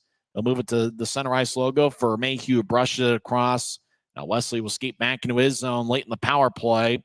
As Wesley now in front of Cranley. As Utah makes a line change, he drops it off for Teixeira as Wesley comes off. Less than 4 minutes left in the third period, still tied at 2. Teixeira steps over the line, center ice that is, gets to Burke. Grizzlies enter the offensive zone as Utah flips it in deep, but it goes out of play as Tulsa got a piece of it. 3:48 left in the third. As it's late in the power play, if not the power play being over for Utah. This looks like Polson's still in the box for a short amount of time. Faceoff's going to be in the far circle. Still tied at 2. Anybody's game. Who's going to come in clutch for Utah? Brandon Cutler has certainly done so a few times. Josh Wesley could certainly make a case of it. Tulsa wins the draw as Jared Hilderman, who's got a goal tonight, skates around Gage Alexander's net. As he'll saucer it all the way towards Cranley. Teixeira has a glance off his stick and it goes off the end boards. Teixeira skates around Cranley's net. He's being back checked by Matsushima. Teixeira carries it across center ice. It gets pushed by Butcher as the puck lifts in the air, skips towards Alexander as it stopped with his stick. And he keeps the play alive as the Oilers, 3:20 and counting left in the third, stand behind Alexander. As Tulsa will spread the ice. We're skating 5-on-5 now as Polson's out of the box. Oilers toss it to the near side. They get it towards Carson Folk, who looks up at the video board. He tosses it to his right. Penner gets a piece in the way, but the Oilers step over the line. Folk skates towards the far corner. He gets pushed by Mayhew towards the ice. Aragon gets hit by Jendanov as Wesley, far side, will backhand it to neutral ice. Goes into the Oilers zone. Alexander raises his arm. Play continues. No icing as the Oilers, 2:43 and counting left in the third, are in their own zone, skating from right to left. As Tulsa will now skate down the middle. Matsushima pushes it ahead as Matsushima gets it from a defenseman and throws it deep into the Grizzlies zone as Wesley will push it to Fitz. As Fitz will steer it out to center ice. It goes back to Tulsa, who fires it back in as Mayhew behind Cranley's net will throw it towards the far side to center ice. Pass connects to Stapley, who gets to Fitz. Fitz down the middle, loses it, and the puck drifts back to center ice. Tulsa crosses center. Krenkovic steps over the line onside. He gets it towards Jendenov. He's in the corner. Gets pushed by Teixeira, who glides along the far wing. Aragon hustles after it, but Duguay-Legron will toss it in deep. Jendenov trying to fire it out in front. Stapley picked it off and got it to Aragon. Aragon couldn't clear it out as Matsushima fires it back in deep. As Wickers behind his net will push it to Teixeira, left side. Teixeira still in his own zone. Grizzlies want to slow things down. 1:43 and counting left in the third. It's almost like both teams are treating it as overtime. As Teixeira will now start the attack. He'll push it to the far side for Wickers, who crosses center ice. Wickers will backhand it in deep, make that Burke and chase after it. Burke over in the near corner gets pushed by Matsushima. Make that Berg, number 14, not Burke 24. Matsushima now has it. These video feeds are fun. As Matsushima behind his net, behind Gage Alexander. Now the Oilers slow things down. Well, interesting pace. Both teams really want to take possession and utilize it to the best of their ability. They throw it to the near side. Oilers cross center ice. Now they step over the line. Butcher left side. Righty shot goes wide as he went stick side on Cranley. And the puck must have bounced out of play as everybody stopped skating with 1:05 left in the third period. It's almost like both teams are trying to possess the puck and hold on to it like it is overtime. For Utah, they've only had 2 games past regulation this season. That's the fewest in the league. Tulsa has had 7 games decided past regulation. The Oilers are 4-3 in those situations. Draws going to be in the near circle. Burke out there with Wesley. If Dokimov's had a busy game for Tulsa, he's on the ice. Draw won by the Oilers. They're on the right point. Fired towards the net. It goes wide as Mayhew will backhand it to Burke off the near wall. Nathan Burke already with a goal tonight, 14 on the season. He gets to Wesley far side. It will chip it off the far boards. Addison chases after it, but goes back to the Oilers. Tulsa near their bench will slide it ahead. Pass goes wide if you have Dokimov. Wesley will get to Messner. Backhands it towards Addison. Bouncing puck goes to Tulsa. If Dokimov enters the zone, makes a nice move towards the slot. Backhand shot. Saved by Cranley. 34 seconds left in regulation. Sheriff pushes it to the left point. Oilers get it back towards Sheriff. Now they'll toss it in deep. Does Mike McKee. You have Dokimov right side. Pushes it up top. Oilers right side as Duguay-Legron dances around a fire righty shot. He gets redirected and goes wide. If Dokimov gets pushed by Wesley, who pushes it to Burke. Burke along the near side. 13 seconds left. He looks up at the video board to find out how much time there is. Burke over to Wesley. 8 seconds left. Wesley will push it to Teixeira. They're still deep in the Grizzlies zone. Over to Wesley, and we're going to play overtime for the 3rd time this season. All of them on the road as time runs out in regulation. Both teams will get a standing point tonight. Who gets that second is up for debate. It felt like a pretty even final 18 minutes after Tulsa tied the game. 1:49 into the third with Carson Folk picking up his 6th goal of the season. Third period ended with Utah having a 9-7 shot edge. Grizzlies scored the first 2 goals of regulation of the second period. Nathan Burke, 25 seconds in, and then Brett Stapley, 4:34 in, as Utah had a 2-0 lead early in the second. Jared Hilderman got Tulsa on the board with a 5-on-4 power play goal, 15:07 in. Utah led 2-1 after 2 periods, but Tulsa's Carson Folk scored 1:49 into the third with Dallas Comu and Anthony Costantini getting the assists. So for the Grizzlies, they haven't lost in overtime yet this year. You would expect to see a lot of Brandon Cutler and Brett Stapley. Remember, Utah did win in overtime on January 5th as Dylan Fitz scored 5:09 into overtime. Then on January 20th in Kansas City, it was Brandon Cutler who scored 20 seconds into OT. Oilers had 39 shots, and Will Cranley was outstanding here tonight, stopping 37 of 39. Tulsa's Gage Alexander has saved 24 of 26. In this league, 7 minutes are on the clock for overtime. Let's see who's on the ice. Brett Stapley will take the face-off. He's out there with, I think, Cutler and Wesley. As they show a wide shot there at BOK Center. Looks like some of the crowds head home early. Stapley wins it, gets to Cutler, who feeds it up top to Wesley. He's in the Grizzlies zone. Utah skates from right to left. As Wesley over to Cutler, gets to neutralize. He crosses center. Cutler skates down the middle. He skates to the right side, gets around Krankovic. He skates in. Shot, kick save by Alexander. As what a move by Cutler to get us a chance. Now Stapley skates to the left side. Shot, save by Alexander again. Boy, Stapley looks up to the heavens as Utah had two great looks in the first 24 seconds of overtime. As Alexander covers up, the first shot was taken by Cutler along the right wing. He just skated down the middle and then veered off to the right, then back towards Alexander. And then Stapley had a pretty good look from the left side. He just skated along the goal line, and somehow Alexander was able to rob him and keep the game alive. So Utah putting the pressure on early in overtime as Stapley just skated to his right, faked to his left, and then went back to his right. And somehow, some way, Alexander was able to get his leg out and kick it away. Draw on the near side, deep in the Oilers zone, is won by Tulsa's. Jared Hilderman will skate behind his net. Hilderman will toss it to his right. Pass goes wide of the mark as Utah chases after it. Cutler gets it as he's in the near circle. He'll slice it ahead to center ice. It's taken away by Hilderman, who danced around neutralized. Now Hilderman will skate towards his left. Now a reverse field as he's back in the Oilers zone as the Tulsa Oilers want to spread the ice. Hilderman outlets it to neutralize, and the puck is entered in the zone. Matsushima stops on the right side. He's got a game winner against Utah in overtime that came 2 years ago. Drops it off. Boudria back to Matsushima, who gets back checked by Wesley, who took the puck away. Wesley flips it up top. Puck just went to neutralize. Goes back to Butcher, and it looked like Tulsa played it with a high stick. And so the whistle blows with 5:55 left in overtime. So draw looks like it's going to be in the Grizzlies zone. Far circle. It's Nathan Burke's out there with Mick Messner. That's the two forwards for Utah. It looks like Kyle Mayhew might be out there for the Grizz as well. Both teams with the standing point. We'll find out who gets the second one. Grizzlies haven't lost past regulation yet. They're 2-0 in overtime. Draw won by the Oilers. As Farron skates towards the far side, he gets pushed by Messner or by Mayhew. Messner looks by as Nathan Burke gets the puck. Burke, wearing number 24, tried to slide it towards Messner. Didn't get very far. As the Oilers back at the point, as they split Burke and Messner, they skate to the left side, center to Sheriff. Shot hits the side of the net. As puck goes back to Messner, far side, he'll kick it across to Burke. As Burke outlets to neutralize. As Grizzlies looking for Burke at center ice from Mayhew. Throws to Messner, gets pushed. Messner gets it far corner as he gets dragged by Farron.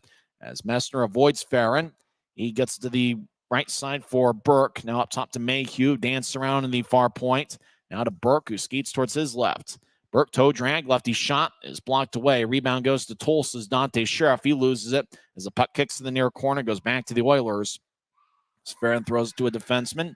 As Boudria, right wing pass to Sheriff connects. Sheriff at center ice will skate back into the Oilers zone. Dante Sheriff, 12 goals this season. 4:45 left in overtime, tied at 2. Sheriff around Alexander's net as he's being shadowed by Tyler Penner. Sheriff will push it ahead. Pass goes wide. Wickers chasing after it deep in the Grizzlies zone. Near corner goes to Matsushima, who gets pushed by Wickers. Now Matsushima skates around Wickers near goal line. He gets pushed by Wickers. Wickers gets his stick held up by Matsushima. Puck goes back to Raby, who flies into neutralize. Raby chips to his right. Well, Tulsa gets a stick in the way. Good defensive play. As Tulsa's Matsushima will throw it back into his own zone and get it. Left wing Matsushima around Tulsa's net. 4 minutes left in overtime. He'll push it to the near side. Oilers cross center. Tulsa steps over the line. They stop on the right side. Krankovic will back it out himself. He's being shadowed by Cutler. Krankovic now skates down the middle. He'll stop in the near circle, dropping off in the high slot. Righty shot and a score, and the Oilers win. As Eddie Matsushima fired up, he might have redirected the Anthony Constantini shot, and the Oilers score 3 unanswered as they come away with an overtime victory as everybody goes to congratulate Matsushima, Costantini, and company. As the Oilers got it up top to the high slot, Costantini, as they show it in slow motion, just to aggravate Grizzlies fans a little bit, fired towards the net. I'm not sure if Matsushima got a piece of it, But the Oilers get the extra standing points, the first time the Grizzlies have lost in overtime this season. Despite the loss, Will Cranley was solid, stopping 37 of 40. As they show the replay again, they looked like they were going to, but the Oilers celebrate at center ice. They come away with the victory in Game 1 of this 3-game set. But the Grizzlies do get a standing point, which is their 37th of the season. But Tulsa comes away with the victory. Tulsa's record goes to 21-17-3 on the year. It looked like Matsushima was trying to redirect it, but it looked like Costantini scored cleanly. If it's Costantini's goal, it's his second of the season. Final score from BOK Center, it's the Oilers 3 and the Grizzlies 2. Post-game show starts in 30 seconds on the Grizzlies Hockey Network. Since 1939, America First has helped people start businesses, buy homes and cars, and achieve their financial goals. Today, our top priority is still the financial success of you and your family, which is why we're giving new members $100 when they sign up for a basic savings and checking account, and another $100 when they upgrade to premium checking and enroll in and use direct deposit. So head to AmericaFirst.com today and join the credit union that always puts its members first. The game-winning goal was scored by Anthony Costantini. 3:14 into overtime with Kyle Krinkovic and Eddie Matsushima getting the assists. Grizzlies scored the first 2 goals of the game before Tulsa responded with 3 unanswered. Neither team scored in the first frame, even though Tulsa did have a 16-10 shot edge. Will Cranley was outstanding in the first 20 minutes of play.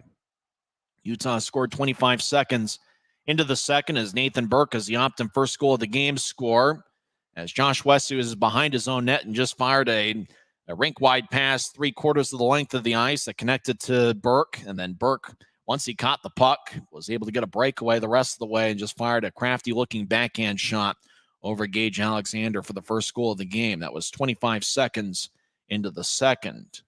Brett Stapley made it 2-0 as he scored his 10th of the year with Adam Berg and Quinn Wickers getting the assists. Tulsa got in a 5-on-3 power play late in the second period, and 4 seconds after Tyler Penner came out of the penalty box to make it 5-on-4, Jared Hilderman fired away from the high slot, and it fired past Will Cranley. It might have bounced off of Kyle Mayhew and just kind of had that odd redirection. And there wasn't much Cranley could have done about that. And for Hilderman, it's his 3rd goal of the season. Kyler Wall and Kyle Krinkovic with the assist. It was a power play goal as Tulsa went 1 for 4 on the power play. The Grizzlies were 0 for 3. So Utah led 2-1 after 40 minutes of play. And, it's going to be interesting. You talk about the Grizzlies who have traditionally played pretty well in the third periods over the last 5 games. But for Tulsa, the third periods have certainly been good for them. It's been their best period all season. Tulsa tied it up 1:49 into the third period as Carson Folk got his 6th of the year with Dallas Colmu and Costantini getting the assists. So that tied it up at 1:49 into the third. And it felt like the last 18-plus minutes of the third period were pretty evenly played. Grizzlies did have 2 power plays in the third period. They had 1 power play as Josh Wesley and Carson Folk got matching minor penalties, 9-18. And Tyler Polson got an interference minor, 14-24 into the third period. But the Grizzlies couldn't capitalize on the power play. And so we went to overtime. And boy, you talk about the couldas, wouldas, and shouldas. The Grizzlies had 2 golden chances in the first 30 seconds of overtime. Brandon Cutler skated along the right side, got around the Tulsa defense, and just fired away. Somehow Alexander robbed him, and then the puck squirted towards the near corner. Brett Stapley got it. He kind of glided towards his right, towards the net. Stapley faked to his left and just kind of shimmied back to his right. Somehow Alexander, who's a big goaltender at 6'6", just stuck his pad out. Stapley fired right into it, and somehow Alexander was able to gobble it, so Stapley couldn't get a second chance at it. It was 2 outstanding saves by Alexander. Otherwise, Grizzlies would have won there early in overtime. But Tulsa was able to get their feet from under them. The first 2 shots in overtime by Utah were taken in the first 30 seconds. Then the Grizzlies didn't have another shot there in the final 2, almost 3 minutes of overtime. Tulsa only had one shot of overtime of their own, as it seemed like both teams were doing a good job defensively, not letting the other get that golden scoring chance in overtime. Puck ended up in the high slot, and Costantini had it. He had a little bit of time where he could skate in a little bit. Then he fired towards the net. Matsushima took a stick out and tried to redirect it. Didn't look like he got a piece of it, even though, according to the box score, it looks like at the very end, they looked at it on super slow motion, I imagine, a couple times. They have changed it. I guess the off-ice officials there in Tulsa said that Matsushima got a piece of it, and he is the game-winning goal scorer, 3:14 into overtime, with Costantini and Krenkovic getting the assist. And so because of that, Matsushima is the number one star of the game. I remember a contest a couple years ago in Tulsa that went to overtime, and Matsushima scored the game winner. The crazy part about that game is at the end of regulation, Tulsa's goaltender got hurt, and they had to bring in an emergency backup goaltender to play overtime. But Matsushima was able to score so early into OT that Utah couldn't get a shot off on the emergency goaltender. That was sometime 2 years ago, where Tulsa ended up beating Utah in overtime, and Matsushima got the game winner there. Tonight, he redirects the Costantini shot for the game winner, which is Matsushima's team-leading 16th of the year, which is impressive considering he's only played in 24 of the Oilers' 41 games. So Tulsa comes away with the victory. The Grizzlies do get half credit, as after all, they get one of a possible 2 standings points. It's the first time the Grizzlies have lost past regulation this year. All 3 of the overtime games have come on the road.